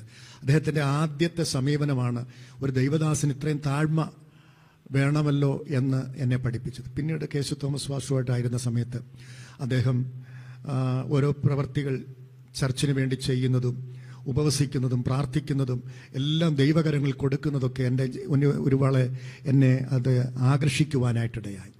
അങ്ങനെ ഒരു ശുശ്രൂഷനുണ്ടാകേണ്ട ക്വാളിറ്റി എന്തെന്ന് ആ 4 വർഷത്തെ ശുശ്രൂഷ കൊണ്ട് എനിക്ക് പഠിക്കുവാനായിട്ട് ഇടയായി. അതിനുശേഷം എന്നെ ഒരു വർഷം കൂടെ അവിടെ ഇരിക്കാൻ, 5-ാമത്തെ വർഷം കുമ്മനാട് എഴുതി കൊടുത്തെങ്കിലും പരുത്തിപ്പാറ IPC സഭക്കാർ അവിടെ ഒരു ചെറിയ വിഷയങ്ങളൊക്കെ ഉണ്ടായിക്കൊണ്ടിരിക്കുമ്പോൾ അവർ വന്ന് എന്നെ ആവശ്യപ്പെട്ടു പരുത്തിപ്പാറ സഭയിലേക്ക് എന്നെ അയക്കണമെന്ന്. ഞാൻ ശുശ്രൂഷയുടെ ആരംഭകാലമൊക്കെ ആയതുകൊണ്ട് എനിക്ക് ഇങ്ങനെ എല്ലാ സഭകളിലും പോയി ശുശ്രൂഷിക്കാൻ പറ്റുമോ എന്നുള്ള ഒരു ചിന്തയുണ്ടായിരുന്നു. അപ്പം ഞാൻ പരുത്തിപ്പാറ സഭയിൽ അവരാവശ്യപ്പെട്ടതനുസരിച്ച് ഞാൻ അവിടെ കടന്നുപോയി. അവിടെ കടന്നു കഴിഞ്ഞപ്പം പ്രയാസങ്ങളൊക്കെ ഉണ്ടായിക്കൊണ്ടിരുന്ന കാലഘട്ടമാണ്. കൃപയാൽ അവിടെ ചെന്ന് ഉപവസിച്ചും പ്രാർത്ഥിച്ചും എല്ലാ വർഷവും ഡിസംബർ 21 അല്ലെങ്കിൽ 40 ഞാൻ ഉപവാസ പ്രാർത്ഥനയിലായിരിക്കും എല്ലാ ഡിസംബറിലും. അങ്ങനെ അവിടെ ചെന്നും 21-40 പല പ്രാവശ്യങ്ങൾ ഉപവസിച്ചും പ്രാർത്ഥിച്ചും സഭയിലെ കാര്യങ്ങൾക്കൊക്കെ വളരെ ക്രമീകരണം ഉണ്ടായി. അവിടെ 7 വർഷം ശുശ്രൂഷയിലായിരുന്നു. 7 വർഷം കഴിഞ്ഞപ്പോൾ വീണ്ടും അവിടെ ഇരിക്കണമെന്ന് സഭ ആവശ്യപ്പെട്ടപ്പോൾ ഞാൻ പറഞ്ഞു, ഇല്ല, എൻ്റെ ശുശ്രൂഷ ഇവിടെ തീർന്നു. അതുകൊണ്ട് ഞാൻ എവിടെ ചെന്നാലും പ്രാർത്ഥിക്കുന്ന ദൈവമേ, എൻ്റെ ശുശ്രൂഷ തീർന്നുവെങ്കിൽ എന്നെ അയക്കണമേ. എൻ്റെ ശുശ്രൂഷ ഏത് സഭയ്ക്ക് വേണം അങ്ങോട്ട് എന്നെ അയക്കണമേ. അല്ലാതെ ഇന്ന സഭ വേണമെന്ന് ഞാൻ ഡിമാൻഡ് ചെയ്യാറില്ല, സെൻട്രൽ പറയാറില്ല, കേന്ദ്രത്തിൽ പറയാറില്ല.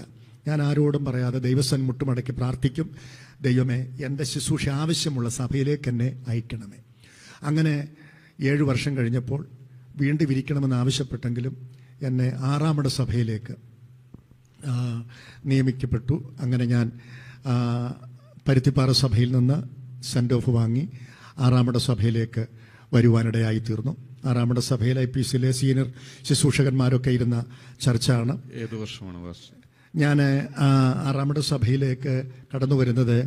അവിടെ 2006-2009 കാലഘട്ടമാണ്. ഞാൻ 6-ാമട സഭയിലെ ശുശ്രൂഷ 2006 പാസ്റ്റർ ഈ ട്രാൻസ്ഫറിനെ കുറിച്ചൊക്കെ പറഞ്ഞു. ഇപ്പോഴും ട്രാൻസ്ഫറിന്റെ സമയമാണ്. അതെ, ഒരുപക്ഷെ ഈ പ്രാർത്ഥനാ മുറിയിലും നിരവധി പാസ്റ്റേഴ്സ് ട്രാൻസ്ഫർ എന്നുള്ള വിഷയത്തെ സംബന്ധിച്ച് ഭാരത്തോടെ ആയിരിക്കുന്നവരുണ്ടാകും. പാസ്റ്റർ പറഞ്ഞ അഭിപ്രായം ഒരു നല്ല അഭിപ്രായമാണല്ലേ?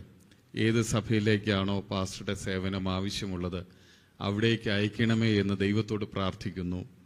ദൈവം ആ നിലയിൽ അയക്കുന്നു. പാസ്റ്റർ അങ്ങനെ സ്റ്റെപ്പ് എടുക്കുകയാണ്. അപ്പോൾ ട്രാൻസ്ഫറിനെ സംബന്ധിച്ച് ഒരു നിരാശയോ ഭാരമോ ആശങ്കയോ ഒന്നുമില്ല, അല്ലേ? അപ്പോൾ യഥാർത്ഥത്തിൽ ഈ ട്രാൻസ്ഫറിനെ സംബന്ധിച്ച് നമ്മൾ ആശങ്കപ്പെടേണ്ട കാര്യമില്ല. ദൈവം അയക്കുന്ന സ്ഥലത്ത് പോകാനുള്ള ഒരു സമർപ്പണവും ഒരുക്കവും ഉണ്ടെങ്കിൽ ദൈവം നമ്മെ ഏത് സ്ഥലത്ത് ഉപയോഗിക്കുവാനായിട്ട് ഇടയായിത്തീരും. ഒരുപക്ഷെ അങ്ങനെ ആശങ്കയിലിരിക്കുന്ന ദൈവദാസന്മാരോട് പാസ്റ്റർക്ക് എന്താണ് പറയാനുള്ളത്? അവർക്ക് വേണ്ടി ഒരു നിമിഷം ഒന്ന് പ്രാർത്ഥിക്കുകയും കൂടെ ചെയ്യാമോ? അവരോട് എനിക്ക് പറയാനുള്ളത്, വിളിച്ചത് ദൈവമാണ്, പ്രസ്ഥാനമല്ല ശുശ്രൂഷയ്ക്ക് വിളിച്ചത്. രാവിലെ ഞാൻ ഉണരുമ്പോൾ ദൈവസ്ഥൽ മുട്ടുകൊടുത്തി പ്രാർത്ഥിക്കുന്ന പ്രാർത്ഥനയിൽ ആദ്യ കർത്താവേ, എന്നെ വിളിച്ചത് അങ്ങാണ്. എന്നെ വിളിച്ചത് പ്രസ്ഥാനമല്ല, നേതൃത്വമല്ല, ഏതെങ്കിലും ലോക്കൽ സഭയല്ല. എന്നെ വിളിച്ചത് കർത്താവാണ്. അതുകൊണ്ട് അങ്ങയുടെ ശുശ്രൂഷ വിശ്വസ്തയോടെ ചെയ്യുവാൻ എനിക്ക് ഇന്ന് കൃപ തരണമേ എന്ന് എല്ലാ പ്രഭാതത്തിലും പ്രാർത്ഥിച്ചിട്ടാണ് ഞാൻ ഓരോ ദിവസവും ആരംഭിക്കുന്നത്. ഒന്നാമത്തെ കാര്യം ഭൗതികമാണ്. ഞാൻ ഒന്നുമില്ലാത്ത സഭയിലും പോയി ഈ 3 പെൺകുഞ്ഞുങ്ങളെ പഠിപ്പിച്ച് വളർത്തി അവരുടെ വിവാഹം വരെ കഴിച്ചയപ്പിക്കുവാനിടയായി. ഒറ്റ വിശ്വാസികളോടും 10 രൂപ ഇന്ന് വരെ കടം ചോദിച്ചിട്ടില്ല. ഒരു ബാങ്കിൽ പോയി ലോൺ എടുത്തിട്ടില്ല. ആരോടും ഞാൻ ഇല്ലായ്മ പറയാറില്ല. ഇന്നും ഞാൻ ആദ്യം ഇരുന്ന ശൂരനാട് സഭക്കാരനോട് ചോദിക്കും, പാസ്റ്റർ എന്തുകൊണ്ട് വിശേഷം? ഞാൻ പറയും സന്തോഷമായിരിക്കുന്നു. ചിരിച്ചുകൊണ്ട് ഞാൻ പറയും സന്തോഷമായിരിക്കുന്നു. അപ്പം അവർ ചോദിക്കും സന്തോഷത്തിന് ഒരു കുറവുമില്ലല്ലോ. ഞാൻ പറഞ്ഞു ഒരു കുറവുമില്ല. ആരോട് ചോദിക്കുമ്പോഴും ഞാൻ പറഞ്ഞു എന്തുകൊണ്ട് വിശേഷം? സന്തോഷമായിരിക്കുന്നു. കാരണം നമ്മുടെ സന്തോഷം നമ്മൾ ദൈവമാണ് അറിയുന്നത്. നമ്മുടെ വേദനയുണ്ടെങ്കിലും ദുഃഖമുണ്ടെങ്കിലും പ്രയാസങ്ങൾ ദൈവമാണ് അറിയുന്നത്. അതുകൊണ്ട് ഈ സ്ഥലമാറ്റ വിഷയത്തെക്കുറിച്ച് നമ്മൾ ഒട്ടും ഭാരപ്പെടേണ്ട കാര്യമില്ല. കാരണം വിളിച്ചത് ദൈവമാണെങ്കിൽ ഒരു ശുശ്രൂഷ ദൈവം തന്നിട്ടുണ്ട്. അതെവിടെയും ചെയ്യുവാനുള്ള കൃപ ദൈവം തരും. എൻ്റെ ജീവിതത്തിൻ്റെ 30 വർഷത്തെ അനുഭവമാണ് തിരുവനന്തപുരം ജില്ലയിലുള്ളത്. 4 വർഷം ശൂരനാട് സഭ, 34 വർഷമായി എൻ്റെ ശുശ്രൂഷയുടെ അനുഭവം. ഇന്ന് വരെ ഞാൻ പറയട്ടെ, വിളിച്ച ദൈവം വിശ്വസ്തനായി. ഇന്ന് ഞാൻ IPC ഹെബ്രോൻ സിറ്റി ചർച്ച് വെള്ളേക്കടവ് സഭ, ആ സഭയിലും ചെന്ന് അവിടെയുള്ള വിശ്വാസികൾ ചോദിച്ചാൽ അറിയാം ട്രാൻസ്ഫറിൻ്റെ സമയമാണ്. അവരെന്നോടും പറഞ്ഞില്ല, ഞാൻ അവരോടും പറയില്ല. കാരണം ഞാൻ ആരോടും പറയാറില്ല. എന്നോടും കുമ്മനാട് കൺവെൻഷൻ സമയത്ത് പല മാസ്റ്റർമാരും ചോദിച്ചു എങ്ങോട്ടാ മാറ്റമെന്ന്. ഞാൻ പറഞ്ഞത് ദൈവത്തിൻ്റെ കയ്യിലിരിക്കുക. ദൈവത്തിൻ്റെ കയ്യിലല്ല, നമ്മൾ അതിനു വേണ്ടി ട്രൈ ചെയ്യണം. ഞാൻ പറഞ്ഞിട്ട് ചെയ്തുകൊണ്ടിരിക്കുകയാണ്. സ്തോത്രം. ഞാൻ ഇന്ന് വരെ സ്ഥലമാറ്റ വിഷയത്തിൽ ഭാരപ്പെട്ടിട്ടില്ല. അത് ദൈവത്തിൻ്റെ കയ്യിൽ കൊടുക്കുക. അതുകൊണ്ട് ദൈവദാസന്മാരോട് എനിക്ക് പറയാനുള്ളത്, സാമ്പത്തികം നമുക്ക് മക്കളെ തന്നെങ്കിൽ അത് ദൈവം നോക്കിക്കൊള്ളും. ദൈവകരങ്ങളെ ഏൽപ്പിക്കുക. നമ്മുടെ കാര്യങ്ങൾ ദൈവം നോക്കും. അതുകൊണ്ട് ദൈവമേ, എൻ്റെ ശുശ്രൂഷ ആവശ്യമായ എൻ്റെ സഭയിലേക്ക് എന്നെ അയക്കണമേ എന്ന് ഈ നിമിഷം വരെ ഇന്ന് പ്രഭാതത്തിലും പ്രാർത്ഥിച്ചിട്ട് അവിടെ വന്നേ. അങ്ങനെ പ്രാർത്ഥിച്ചാൽ മതി, ദൈവം നമ്മുടെ കാര്യം നോക്കും. അതുകൊണ്ട് ട്രാൻസ്ഫറിൻ്റെ സമയമാണ്. ദൈവദാസന്മാർക്ക് വേണ്ടി ഒരു നിമിഷം ഞാൻ പ്രാർത്ഥിക്കാം. അളവുകൂടാതെ ഞങ്ങളെ സ്നേഹിക്കുന്ന നല്ല കർത്താവേ, നല്ല ദൈവമേ, അങ്ങയുടെ മുന്തിരിത്തോട്ടത്തിൽ അധ്വാനിക്കാൻ കർത്താവേ സ്തോത്രം. അപ്പോസ്തല പ്രവൃത്തിയുടെ പുസ്തകത്തിൽ ഞങ്ങൾ വായിക്കുന്നത് പോലെ താൻ സ്വന്തം രക്തത്താൽ സമ്പാദിച്ച ആട്ടിൻകൂട്ടത്തെ മേയ്ക്കുവാൻ ദൈവം തിരഞ്ഞെടുത്താക്കി വച്ചിരിക്കുന്ന അവിടുത്തെ അഭിഷിക്തന്മാരെ അങ്ങയുടെ കരങ്ങളിൽ ഏൽപ്പിക്കുന്നു. സ്ഥലമാറ്റത്തിൻ്റെ സമയമാണ് കർത്താവെ. വളരെ പ്രതികൂലം, പ്രതിസന്ധി, പ്രയാസങ്ങളൊക്കെ, പലപ്പോഴും അസഹനീയമായ അസ്വസ്ഥതകൾ ആരുമറിയാതെ ഉള്ളത്തിൽ അനുഭവിക്കുന്ന, രാത്രി ഉറക്കം പോലും ഇല്ലാതെ കർത്താവെ നേരം വെളുപ്പിക്കുന്ന അനുഭവങ്ങൾ ദൈവദാസന്മാരുടെ ജീവിതത്തിലുണ്ട്. എന്നാൽ അങ്ങനെ ആരെങ്കിലും ഇന്ന് ഈ പ്രഭാതത്തിൽ വേദനയോടെ ആയിരിക്കുന്നെങ്കിൽ, സ്ഥലമാറ്റ സമയത്തിൽ ആ വിഷയത്തിൽ ഭാരപ്പെടുന്നുവെങ്കിൽ, ഞങ്ങൾ പ്രാർത്ഥിക്കുന്നു കർത്താവെ, ഒരത്ഭുതം അവർക്ക് വേണ്ടി ചെയ്യണം. ദൈവം അവർക്ക് പ്രതീക്ഷയ്ക്ക് അപ്പുറം അവർക്ക് വേണ്ടി വാതിൽ തുറക്കണം, വഴി തുറക്കണം. ഏതെങ്കിലും പ്രതിസന്ധിയിലായിരിക്കുന്നെങ്കിൽ പ്രതികൂലം മാറണം. അനുഗ്രഹിക്കപ്പെട്ട ഒരു സഭ അങ്ങയുടെ ദാസന്മാർക്ക് നൽകി ആദരിക്കണമേ. എല്ലാ പ്രതികൂലങ്ങളെയും മാറ്റണം, അത്ഭുതം ചെയ്യണം, മഹത്വമെടുക്കും. പ്രാർത്ഥന കേട്ടതുകൊണ്ട് സ്തോത്രം. യേശുവിൻ നാമത്തിൽ തന്നെ ആമേൻ. വളരെ മാതൃകാപരമായിട്ടുള്ള ഒരു സമീപനമാണ് ട്രാൻസ്ഫർ സംബന്ധിച്ചുള്ള കാര്യത്തിൽ പാസ്റ്റർ സ്വീകരിച്ചിട്ടുള്ളത്. അത് എല്ലാവർക്കും സ്വീകരിക്കാൻ കഴിയുന്നതാണ്. അങ്ങനെ സ്വീകരിക്കാനായിട്ട് കഴിയട്ടെ എന്ന് ആശംസിക്കുകയും പ്രാർത്ഥിക്കുകയും ചെയ്യുന്നു. പാസ്റ്റർ പരുത്തിപ്പാറ ചർച്ചിൽ നിന്ന് പിന്നീട് ആറാമട ചർച്ചിലേക്കാണ് പോയത്. ആറാമട ചർച്ചിൽ എത്ര വർഷം ശുശ്രൂഷിച്ചു? ആറാമട ചർച്ചിൽ അവിടെ ഒരു തീരുമാനമുണ്ട്. അവർക്ക് 3 വർഷം എന്ന സഭ തീരുമാനിച്ച് കമ്മിറ്റി പാസ്സാക്കി എഴുതി വെച്ചിട്ടുണ്ട്. അതുകൊണ്ട് ചെന്നപ്പോഴേ അവർ പറഞ്ഞു, പാസ്റ്റർ ഇങ്ങനെ ഞങ്ങൾക്കൊരു തീരുമാനമുണ്ട്, അതുകൊണ്ട് പാസ്റ്ററും അത് പാലിക്കണം. പലരും ഈ ട്രാൻസ്ഫർ സമയത്ത് വീണ്ടും ഇവിടെ നിൽക്കാൻ വേണ്ടി ശ്രമിച്ചിട്ടുണ്ട്. അതുകൊണ്ട് സഭയ്ക്കത് വലിയ ബുദ്ധിമുട്ടായിട്ടുണ്ട്. ഞാൻ പറഞ്ഞു, നിങ്ങൾ എന്നെക്കുറിച്ച് ഒട്ടും ഭാരപ്പെടണ്ട, എപ്പം മാറണം അപ്പോൾ പറഞ്ഞാൽ മതി, ഞാൻ മാറിക്കൊള്ളാം എന്ന് പറഞ്ഞു. ശരി, സന്തോഷമായി പാസ്റ്റർ എന്ന് പറഞ്ഞു. അപ്പോൾ അവിടെ ചെന്ന് എൻ്റെ ജീവിതത്തിൽ ആദ്യമായി വിവാഹ ശുശ്രൂഷ നടത്തുന്നത് ആ സഭയിലാണ്. അവിടെ ഒരു കുടുംബത്തിലെ ഒരു മകളുടെ വിവാഹം കളിക്കവിളയിൽ TPM ചർച്ചിലുള്ള ഒരു സഹോദരൻ അവരുമായിട്ട് ആദ്യമായിട്ട് വിവാഹം ഒക്കെ തീരുമാനിച്ചപ്പോൾ ഞാൻ പറഞ്ഞു, ഞാൻ വിവാഹ ശുശ്രൂഷ നടത്തിയിട്ടില്ല, പക്ഷേ ആ സഭയ്ക്കൊരു തീരുമാനമുണ്ട്, അവിടെ ചെല്ലുന്ന ദൈവദാസൻ വേണം അവിടുത്തെ മുഴുവൻ ശുശ്രൂഷകളും ചെയ്യാൻ. കല്യാണമാണെങ്കിലും ശവടക്കാണെങ്കിലും ഏത് ശുശ്രൂഷയും ലോക്കൽ പാസ്റ്റർ 3 വർഷം ഇരുന്ന് ചെയ്തിട്ട് വേറെ ആരെയും അവർ വെളിയിൽ നിന്ന് വിളിക്കത്തില്ല. ഞാൻ അങ്ങനെ പ്രാർത്ഥിക്കാൻ പറഞ്ഞു, ശരി, നിങ്ങളുടെ തീരുമാനം അതാണെങ്കിൽ അങ്ങനെ ഞാൻ ചെയ്തു കൊള്ളാമെന്ന് പറഞ്ഞു. കൃപയാൽ അങ്ങനെ വിവാഹ ശുശ്രൂഷ പലതും ആ സഭയിൽ ഇരുന്നപ്പോൾ നടത്തുവാനിടയായി. 3 വർഷം അവരുടെ ജീവിതത്തിലായിരുന്നപ്പോൾ വളരെ ദൈവദാസന്മാരെ ബഹുമാനിക്കുന്ന, അവരെ വളരെ ആദരിക്കുന്ന, അവരെ വളരെ കൈത്താങ്ങൾ കൊടുക്കുന്ന വളരെ നല്ല ഒരു സമീപനം എനിക്ക് ആ സഭയിൽ അനുഭവിക്കുവാനായിട്ട് കഴിഞ്ഞു. അവിടെ ചെന്നപ്പോൾ അവിടെ ഉപവാസവും പ്രാർത്ഥന എന്നൊക്കെ പറഞ്ഞപ്പോൾ അവർക്ക് പലർക്കും അതിന് താല്പര്യമില്ല. എങ്കിലും ഞാൻ ഉപവസിക്കുകയും പ്രാർത്ഥിക്കുകയും ചെയ്യുന്ന ആളാണ് എന്ന് ഞാൻ പറഞ്ഞു. അതുകൊണ്ട് അവർ വേണ്ട എന്ന് പറഞ്ഞെങ്കിലും ഞാൻ പറഞ്ഞു, ഞാൻ പാഴ്സനേജിലിരുന്ന് ഉപവസിക്കും പ്രാർത്ഥന. ഞാൻ ഉപവാസം ഡിസംബറിൽ അത് എങ്ങനെയായാലും ഞാൻ ദൈവസ്ഥൽ ഉപവസിക്കുക. അതാണ് എൻ്റെ ജീവിതത്തിൽ ഇന്ന് വരെ നിലനിൽപ്പ്. ഞാനൊരു മനുഷ്യൻ്റെ മുമ്പിൽ കൈനീട്ടാതെ, ഒരു മനുഷ്യനോട് 10 പൈസ കടം വാങ്ങാതെ, എൻ്റെ കുഞ്ഞുങ്ങളെ ഇത്രയും പഠിപ്പിച്ച്, കൃപയാൽ 2 പേരുടെ വിവാഹം കഴിച്ചയപ്പിച്ച്, ഒരാളെ വിദേശത്തൊരു പഠനത്തിനായിട്ട് അയക്കുവാൻ ഇതെത്രയും നടത്തി തന്നത് എൻ്റെ ഉപവാസവും എൻ്റെ പ്രാർത്ഥനയും ഞങ്ങൾ കുടുംബമായി ദൈവസ്ഥലം എടുക്കുന്ന കണ്ണുനീരുമാണ്. ആ ഒരനുഭവത്തിൽ ഇന്ന് വരെ ആയിരിക്കുന്നു. അതുകൊണ്ട് ദൈവം ഞങ്ങൾക്കിന്നും എല്ലാത്തിനും മതിയായ ദൈവമാണ്.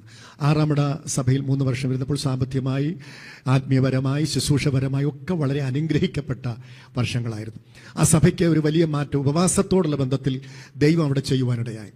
അവിടെ ഉപവാസ പ്രാർത്ഥന വേണ്ട എന്ന് പറഞ്ഞപ്പോൾ ഞാൻ പറഞ്ഞു, ഞങ്ങൾ കുടുംബമായി പാഴ്സനേജിലിരുന്ന് ഉപവസിക്കുമെന്ന് പറഞ്ഞു. പാസ്റ്റർ ശരി, അങ്ങനെ ആട്ടിക്കേട്ടെന്ന് പറഞ്ഞു. അങ്ങനെ ഞാനും കുടുംബവും കൊണ്ട് പാഴ്സനേജിലിരുന്ന് 21 ദിവസം ഡിസംബറിൽ ഉപവസിച്ചുകൊണ്ടിരിക്കുമ്പോൾ ആ സഭയിലെ ഒരു പിതാവ്, പോലീസ് റിട്ടയർഡാണ്, അദ്ദേഹം സ്നാനപ്പെട്ടിട്ടില്ല. ആ പിതാവ് ഞാൻ വീട്ടിൽ വിസിറ്റ് ചെയ്യുന്നപ്പോൾ എന്നോട് പറഞ്ഞു, പാസ്റ്റർ ഞാൻ സ്നാനപ്പെട്ടിട്ടില്ല. ഇപ്പോൾ പോയ പാസ്റ്റർ വരെ എൻ്റെ പുറകെ നടന്നു സ്നാനപ്പെടുത്താൻ, പക്ഷേ നടന്നില്ല. ഞാൻ ഒരു പുഞ്ചിരിയോടെ മുറ്റത്തിറങ്ങിയപ്പോഴാണ് പറഞ്ഞത്, മുറ്റത്ത് നിന്നുകൊണ്ട് പറഞ്ഞു, അപ്പച്ച ഞാൻ അപ്പച്ചൻ്റെ പുറകെ നടക്കത്തില്ല, പക്ഷെ ഞാൻ പോകുന്നതിന് മുൻപ് അപ്പച്ചനെ സ്നാനപ്പെടുത്തുമെന്ന് പറഞ്ഞു. അപ്പച്ചൻ അത് വളരെ ഹാസ്യമായിട്ടെടുത്ത് ചിരിക്കാനിടയായി. ഞങ്ങൾ വിസിറ്റിംഗ് കഴിഞ്ഞ് വീട്ടിലെത്തി. ആദ്യത്തെ ആ ഉപവാസ പ്രാർത്ഥന പാഴ്സനേജിൽ നടന്നുകൊണ്ടിരിക്കുമ്പോൾ ഒരു ദിവസം ഈ അപ്പച്ചൻ എൻ്റെ വീട്ടിൽ വന്ന് കലണ്ടർ എടുത്തിട്ട് എന്നോട് ചോദിച്ചു, പാസ്റ്ററെ ഉപവാസ പ്രാർത്ഥന എന്ന് തീരും? ഞാൻ പറഞ്ഞു, ഡിസംബർ 31 തീരും. അതൊരു സൺഡേ ആണ്. ആ സൺഡേയിൽ എനിക്ക് സ്നാനപ്പെടുമെന്ന് അപ്പച്ചൻ പറയാനിടയായി. ഞാൻ അപ്പച്ചന് സ്നാനപ്പെടണം. ശരി ആട്ടെന്ന് പറഞ്ഞു. ആ അപ്പച്ചൻ്റെ സ്നാനം സഭയ്ക്കൊരു വലിയ വെല്ലുവിളി പോലെ. എൻ്റെ മൂത്ത മകളെയും അപ്പച്ചനെയും ഒരുമിച്ചാണ് അവിടെ വെച്ച് സ്നാനപ്പെടുത്തിയത്. ആ സ്നാനം നടന്നതുകൊണ്ട് അടുത്ത കമ്മിറ്റിയിൽ, ജനറൽ ബോഡിയിൽ സഭ പാസാക്കി നമുക്ക് സഭയായിട്ട് ഈ വർഷം ഉപവാസ പ്രാർത്ഥന നടത്തണമെന്ന് എന്നോട് ആവശ്യപ്പെട്ടു. ഞാൻ പറഞ്ഞു, സന്തോഷമെങ്കിൽ ആകാമെന്ന് പറഞ്ഞു. അങ്ങനെ ഞാൻ അവിടെ ചെന്നതിൻ്റെ 2ാമത്തെ വർഷം 2007 അവിടെ സഭയായിട്ട് ഉപവാസം നടന്നു. സഭയ്ക്ക് വലിയ വിടുതലായിരുന്നു. അനേകർ അഭിഷേകം പ്രാപിച്ചു. അനേക പൈശാചിക ശക്തികൾ അനേകരിൽ നിന്ന് വിട്ടുപോയി. ആ സഭ ഒരു സെന്ററിന് രൂപം കൊടുക്കുവാനിടയായി. 6ാമട സെന്റർ എന്നുള്ള നിലയിലേക്ക് ആ സഭ വരാനിടയായത് ഉപവാസ പ്രാർത്ഥനയിലൂടെ ഉണ്ടായ വിടുതലാണ്. അടുത്ത 2 വർഷം സഭയായിട്ട് ഉപവാസ പ്രാർത്ഥന നടന്നു. ആ സഭ സ്ഥലമാറ്റം വന്നപ്പോൾ സഭ എന്നോട് ആവശ്യപ്പെട്ടു, പാസ്റ്റർക്ക് ഒരു നല്ല സഭ ഞങ്ങൾ വാങ്ങിത്തരാം. ഞാൻ പറഞ്ഞു, എനിക്കിങ്ങനൊരു തീരുമാനമുണ്ട്, ഞാൻ ദൈവം അയക്കുന്നിടത്തേ പോവുകയുള്ളൂ. അപ്പോൾ അവർ ചോദിച്ചു, പാസ്റ്റർക്ക് അന്നേരം ഞങ്ങൾ സഭ വാങ്ങിത്തരണ്ടേ? ഞാൻ പറഞ്ഞ്, വേണ്ട, ഞാൻ ദൈവം അയക്കുന്നിടത്ത് പോകും, നിങ്ങൾ നല്ല പാസ്റ്ററെ കണ്ടെത്തിക്കണമെന്ന് പറഞ്ഞു. അങ്ങനെ ഞാൻ അവിടെ നിന്ന് പ്രാർത്ഥിച്ച് ദൈവാലോചന പ്രകാരമാണ് ഉള്ളൂർ IPC സെൻട്രൽ ചർച്ചിലേക്ക് വരുന്നത്. അവിടെയും ഞാൻ വരുമ്പോൾ ഞാൻ പോകുന്ന സഭയിലൊന്നും ഉപവാസ പ്രാർത്ഥന കാര്യമായി നടക്കാറില്ല. എന്തെങ്കിലുമൊക്കെ പ്രതിസന്ധി കാണും. ആ സഭയിലേക്ക് ദൈവം അയക്കുന്നത് കൊണ്ട് എനിക്ക് മനസ്സിലായി, ഉപവാസവും പ്രാർത്ഥനയും ആവശ്യമാണ്. സഭയുടെ ഉള്ളറകളിൽ പണി നടക്കണം. അതുകൊണ്ടാണ് എന്നെ ദൈവം അങ്ങനെ അയക്കുന്നത്. ഉള്ളൂർ സെൻട്രൽ ചർച്ചിൽ വന്നപ്പോഴും ചില പ്രതികൂലത്തിൻ്റെ നടുവിൽ സഭ 2 ഗ്രൂപ്പായിട്ട് നിൽക്കുന്നൊരു സന്ദർഭത്തിലാണ്. അവിടെ വന്നപ്പോഴും ഞാൻ ഉപവാസ പ്രാർത്ഥന ആദ്യം തന്നെ അവിടെ വന്ന് ഒരു പ്രാർത്ഥനാ ലിസ്റ്റ് തയ്യാറാക്കി. അവിടെ പ്രാർത്ഥന ലിസ്റ്റ് കണ്ടപ്പോൾ പലരും വന്ന് ചോദിച്ചു, പാസ്റ്റർ ഉപവാസ പ്രാർത്ഥന നടത്തും. ഉപവാസ പ്രാർത്ഥന നടന്ന പ്രതികൂലമാണ്. അപ്പം ഞാൻ പറഞ്ഞു നമുക്ക് അപ്പോഴേ പ്രാർത്ഥിക്കാമെന്ന് പറഞ്ഞു. അങ്ങനെ അവിടെയും കൃപയാൽ ഉപവാസ പ്രാർത്ഥന 21, 40 അങ്ങനെ നടക്കുവാനിടയായി. ആ സഭയ്ക്ക് പാഴ്സനേജ് ഇല്ലായിരുന്നു. അവിടെ നല്ലൊരു പാഴ്സനേജ് പണിയുവാനും ഒരു 24 മണിക്കൂറും പ്രാർത്ഥിക്കുന്ന ഒരു പ്രെയർ ടവർ പണിയുവാനും ഒക്കെ ഇടയായി. അത് വളരെ പ്രതികൂലമൊക്കെ ഉണ്ടായി. അതിൻ്റെ പോരാട്ടങ്ങളും വെല്ലുവിളികളും ഒക്കെ ഞാൻ അനുഭവിക്കേണ്ടി വന്നു. അങ്ങനെ അവിടെ വെച്ച് എനിക്കൊരു ആക്സിഡൻ്റ് ഉണ്ടായി. പരുത്തിപ്പാറ സഭയിലിരിക്കുമ്പോഴും ഉപവാസ പ്രാർത്ഥനയൊക്കെ ആയിരിക്കുമ്പോൾ അവിടെ വെച്ചും ഒരു ആക്സിഡൻ്റ് ഉണ്ടായി. വേറ്റിനാട് വെച്ച് എനിക്കൊരു കാർ ആക്സിഡൻ്റ് ഉണ്ടായി. ലോകത്തുനിന്ന് മാറ്റപ്പെട്ട ഒരു അനുഭവമായിരുന്നു. ആ ആക്സിഡൻറ്റിൽ ഞാൻ മരിച്ചുപോയി എന്ന് പലരും പറയുവാനിടയായി. അങ്ങനെ ആ ഒരു അന്തരീക്ഷത്തിലെത്തി. എന്നാൽ ദൈവം എന്നെ അത്ഭുതമായിട്ട് അവിടുന്ന് വിടുവിച്ചു. എൻ്റെ 4 വാരിയലൊക്കെ ഒടിഞ്ഞ് ഞാൻ വളരെ സീരിയസ് ആയിട്ട് മെഡിക്കൽ കോളേജിൽ അഡ്മിറ്റായിരുന്നു. എന്നാൽ അവിടുന്ന് ഞാൻ ഡിസ്ചാർജായി വീട്ടിൽ വന്നു. മെഡിക്കൽ കോളേജിലായിരുന്നപ്പോഴും കിടക്കാൻ പറ്റത്തില്ല, ചാരിയിരുന്ന് ഞാൻ ഒരാഴ്ച ഹോസ്പിറ്റലിൽ അഡ്മിറ്റായി. അത് കഴിഞ്ഞ് പാഴ്സനേജ് വന്നപ്പോഴും ചാരി ഇരിക്കുക, കിടക്കാൻ പറ്റത്തില്ലായിരുന്നു. അന്ന് ആ സഭയിൽ വന്ന് മണ്ണന്തലയിലുള്ള പാസ്റ്റർ എ കോശി അവറുകളായിരുന്നു സഭ ചാർജ് ചെയ്തുകൊണ്ടിരുന്നത്. അങ്ങനെ 3 ആഴ്ച പ്രിയ പാസ്റ്റർ സഭ ചാർജ് നടത്തി. അതിനുശേഷം ഒരു ദിവസം മധ്യസ്ഥ പ്രാർത്ഥനയിൽ പാസ്റ്റർ എനിക്ക് വേണ്ടി സഭയിൽ പ്രാർത്ഥിക്കുന്നു. ഞാനിങ്ങനെ അവർ രാവിലെ ആരാധനയ്ക്ക് കയറിയപ്പോൾ ഞാൻ ചാരിയിരിക്കുകയാണ്. അന്ന് എന്നെ ശുശ്രൂഷിച്ച ഡോക്ടർ പറഞ്ഞു 8 മാസം പൂർണ്ണ റെസ്റ്റ് എടുത്ത് ശബ്ദമെടുക്കാൻ പാടില്ല, കൈയടിക്കാൻ പാടില്ല, യാത്ര ചെയ്യാൻ പാടില്ല, വണ്ടി ഓടിക്കാൻ പാടില്ല. പക്ഷേ അന്ന് അവർ സഭയായിട്ട് ഒന്നടങ്കം മധ്യസ്ഥ പ്രാർത്ഥന എനിക്ക് വേണ്ടി പ്രാർത്ഥിക്കുമ്പോൾ ഞാൻ യേശുവിൻ്റെ നാമത്തിൽ സ്തോത്രം ചെയ്ത് എൻ്റെ ബെഡിൽ ആദ്യമായി ചില ആഴ്ചകൾക്ക് ശേഷം കിടക്കുവാനിടയായി. ഞാൻ അതുപോലെ അവിടെ കിടന്നു. ആരാധന കഴിഞ്ഞ് പാസ്റ്ററും വിശ്വാസികൾ ഇറങ്ങി വരുമ്പോൾ ഞാൻ കിടക്കുന്നു. പാസ്റ്റർക്ക് എന്തു പറ്റിയെന്ന് ചോദിച്ചു. ഞാൻ പറഞ്ഞു ഒന്നും പറ്റിയില്ല, ദൈവം എന്നെ സൗഖ്യമാക്കിയെന്ന് പറഞ്ഞു. അയ്യോ, അത് ഞങ്ങൾക്ക് വിശ്വസിക്കാൻ പറ്റത്തില്ല. ഞാൻ പറഞ്ഞു നിങ്ങൾ എനിക്ക് വേണ്ടി അവിടെ പ്രാർത്ഥിച്ചപ്പോൾ ഞാൻ സ്തോത്രം ചെയ്തുകൂടെ കിടന്നു, ഒരു കുഴപ്പമില്ല. അടുത്ത ഞായറാഴ്ച പാസ്റ്റർ ആരാധന നടത്താൻ വരണ്ട, ഞാൻ നടത്തിക്കോളാം. കൃപയാൽ അടുത്ത ഞായറാഴ്ച കർത്തൃമേശ ഉൾപ്പെടെ 2 കൈയും ശക്തിയോടടിച്ച് ആരാധിച്ച് ശുശ്രൂഷ സഭായോഗം നടത്തുവാൻ ദൈവം കൃപ ചെയ്തു. 8 മാസം എന്ന് പറയുന്നത് 3-ാമത്തെ ആഴ്ചയിൽ ഞാൻ സഭായോഗം നടത്തി. അന്ന് മുതൽ ഇന്ന് വരെ 2 കൈയും അടിച്ച് വാഹനം ഓടിച്ച് എല്ലാ കാര്യങ്ങളും ചെയ്യുവാൻ എൻ്റെ നെഞ്ചിന് ഒരു പ്രശ്നമില്ലാതെ ആയിരിക്കുന്ന ഒരു നല്ല വിടുതൽ എനിക്കന്ന് അനുഭവിക്കാൻ കഴിഞ്ഞു. അതൊരു വലിയ ദൈവത്തിൻ്റെ അത്ഭുതമായിരുന്നു. അങ്ങനെ ഉള്ളൂർ ശുശ്രൂഷയിലായിരിക്കുമ്പോഴും അവിടെയും എൻ്റെ കാലിന് ഒരു ആക്സിഡൻ്റ് ഉണ്ടായി. കാലൊടിഞ്ഞ് കാലിൽ കമ്പിയിട്ട്, ഇപ്പോഴും കമ്പിയുണ്ട്. യാത്രയ്ക്കോ വാഹനം ഓടിക്കുന്നോ ഒന്നൊരു തടസ്സമില്ലാതെ ഞാൻ ആ നിലയിൽ ആയിരിക്കുന്നു. ഞാൻ ഉള്ളൂർ ആറാമടയിൽ നിന്നാണല്ലോ, നല്ല വരുമാനമൊക്കെ ആറാമടയിലുണ്ട്. ദൈവാസന്മാരെ മാനിക്കുന്ന ഒരു സഭയാണ്. അത് കഴിഞ്ഞ് ഉള്ളൂർ ചെല്ലുമ്പോൾ അവിടുത്തെ സഭാ സെക്രട്ടറി എന്നോട് പറഞ്ഞു, പാസ്റ്ററെ ഞങ്ങൾ വളരെ പ്രയാസങ്ങളിലൂടെ കടന്നു പോകുന്നു, അതുകൊണ്ട് ഇവിടെ 5000 രൂപ ഞങ്ങൾക്ക് ശമ്പളം തരാൻ ഞങ്ങൾക്ക് നിവൃത്തിയില്ല പാസ്റ്ററെ എന്ന് പറഞ്ഞു. ഞാൻ വളരെ വിശ്വാസത്തോടും ധൈര്യത്തോടും എൻ്റെ വിശ്വാസവും എൻ്റെ ധൈര്യവും വെച്ച് ഞാൻ അവരോട് പറഞ്ഞു, അച്ഛാ ഞാൻ ശമ്പളത്തിന് വന്നതല്ല, ഞാൻ കർത്താവ് അയച്ചിട്ട് കർത്താവിൻ്റെ ശുശ്രൂഷ ചെയ്യാൻ വന്നതാണെന്ന് പറഞ്ഞു. അപ്പോൾ ആ അച്ഛൻ വീണ്ടും എന്നോട് പറഞ്ഞു, എൻ്റെ 3 കുഞ്ഞുങ്ങൾ ഇങ്ങനെ നിരന്നു നിൽക്കുകയാണ്. മൂത്ത മകൾ BSc നഴ്സിംഗ് 6-ാമട വെച്ച് 1 വർഷം കഴിഞ്ഞതേ ഉള്ളൂ. ബാക്കി കുഞ്ഞുങ്ങൾ എൻ്റെ താഴെ ക്ലാസ്സിൽ പഠിച്ചുകൊണ്ടിരിക്കുന്നു. അയ്യോ, ഈ 3 പെൺകുഞ്ഞുങ്ങളാണല്ലോ, ഈ കുഞ്ഞുങ്ങളുടെ കാര്യമൊക്കെ. ഞാൻ പറഞ്ഞു, എൻ്റെ കുഞ്ഞുങ്ങളുടെ കാര്യം നിങ്ങൾ നോക്കണ്ട, അത് ദൈവം നോക്കിക്കൊള്ളൂ എന്ന് പറഞ്ഞു. അപ്പം ആ സെക്രട്ടറി ആയിരുന്ന പ്രിയ അങ്കിള് പറഞ്ഞു, സന്തോഷമായി പാസ്റ്റർ എന്ന് പറഞ്ഞു. ഞാൻ അന്ന് മുതൽ ശുശ്രൂഷ ആരംഭിച്ചു. ഇതുപോലെ ലിസ്റ്റ് എഴുതിയിട്ടിട്ട് ദൈവത്തിൽ പ്രാർത്ഥിക്കും. എല്ലാ വർഷവും ഡിസംബറിൽ ഉപവാസവും പ്രാർത്ഥനയായിട്ട് മുൻപോട്ട് പോകും. എൻ്റെ മൂത്ത മകൾ BSc നഴ്സിംഗ് ബാംഗ്ലൂരിൽ പഠിച്ച് പൂർത്തീകരിച്ച് അവളുടെ വിവാഹം ഈ 5000 രൂപ പോലും ശമ്പളം തരാൻ നിവൃത്തിയില്ല എന്ന് പറഞ്ഞ ആ സഭയിൽ അവിടെ അതിനു മുൻപ് തന്നെ പാഴ്സനേജ് ഇല്ലായിരുന്നു. കൃപയാൽ അവിടെ ഒരു നല്ല പാഴ്സനേജ് പണിയുവാൻ ദൈവം കൃപ ചെയ്തു. അതുമാത്രമല്ല 24 മണിക്കൂറും ഉള്ളൂരിൻ്റെ പ്രാന്തപ്രദേശങ്ങൾ ഹോസ്പിറ്റലുകളുടെ ഒരു പ്രദേശമാണ്. RCC, SAT, medical college, Sreechitra. ഇപ്പം എൻ്റെ ഒരു ദർശനമായിരുന്നു, അവിടെ വരുന്ന പ്രിയപ്പെട്ടവർക്ക് അവിടെ 4 മണി തൊട്ട് 6 മണി വരെ അവിടെ കയറ്റി വിടുകയുള്ളൂ. അങ്ങനെ വരുന്നവർക്ക് ദിവസങ്ങളിൽ വന്ന് ഇടയ്ക്ക് ഉള്ള സമയങ്ങളിൽ വന്ന് പ്രാർത്ഥിക്കാൻ ഒരു പ്രയർ ടവറോടെ വേണം. അത് ഞാൻ വളരെ നാളുകളായി പ്രാർത്ഥിച്ച് അങ്ങനെ ദൈവം എൻ്റെ ആഗ്രഹത്തെ സാധിപ്പിച്ച് അവിടെ ഉള്ളൂർ സെൻട്രൽ ചർച്ചിൽ ഒരു പ്രയർ ടവറുണ്ട്.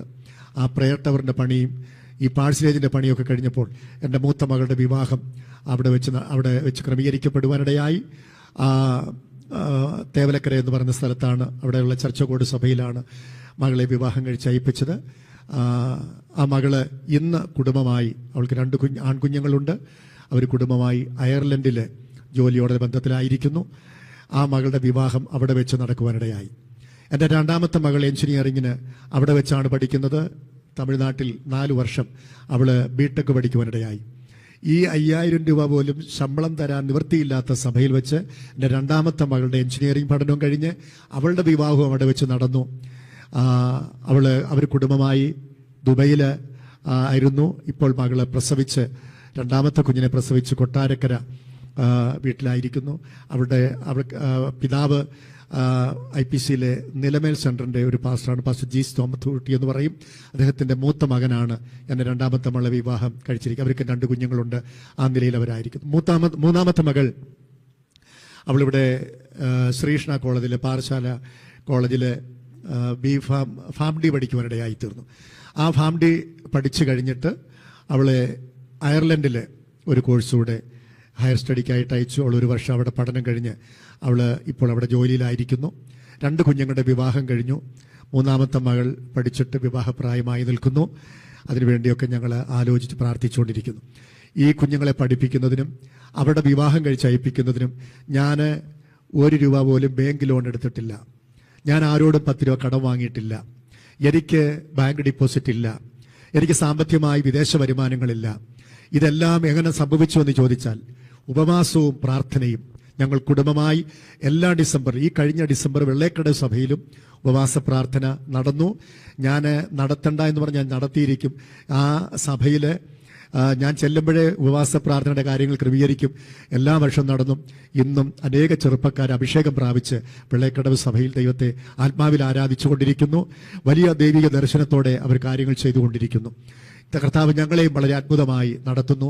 ഇന്ന് വരെ ഞങ്ങളുടെ ജീവിതം വളരെ അത്ഭുതമായിട്ട് ദൈവം നടത്തിക്കൊണ്ടിരിക്കുന്നു. വിശ്വാസത്തിൻ്റെ ജീവിതമാണ് ഇന്നും നടത്തുന്നത്. ദൈവം വളരെ അത്ഭുതമായി ഞങ്ങളെ സൂക്ഷിക്കുന്നു.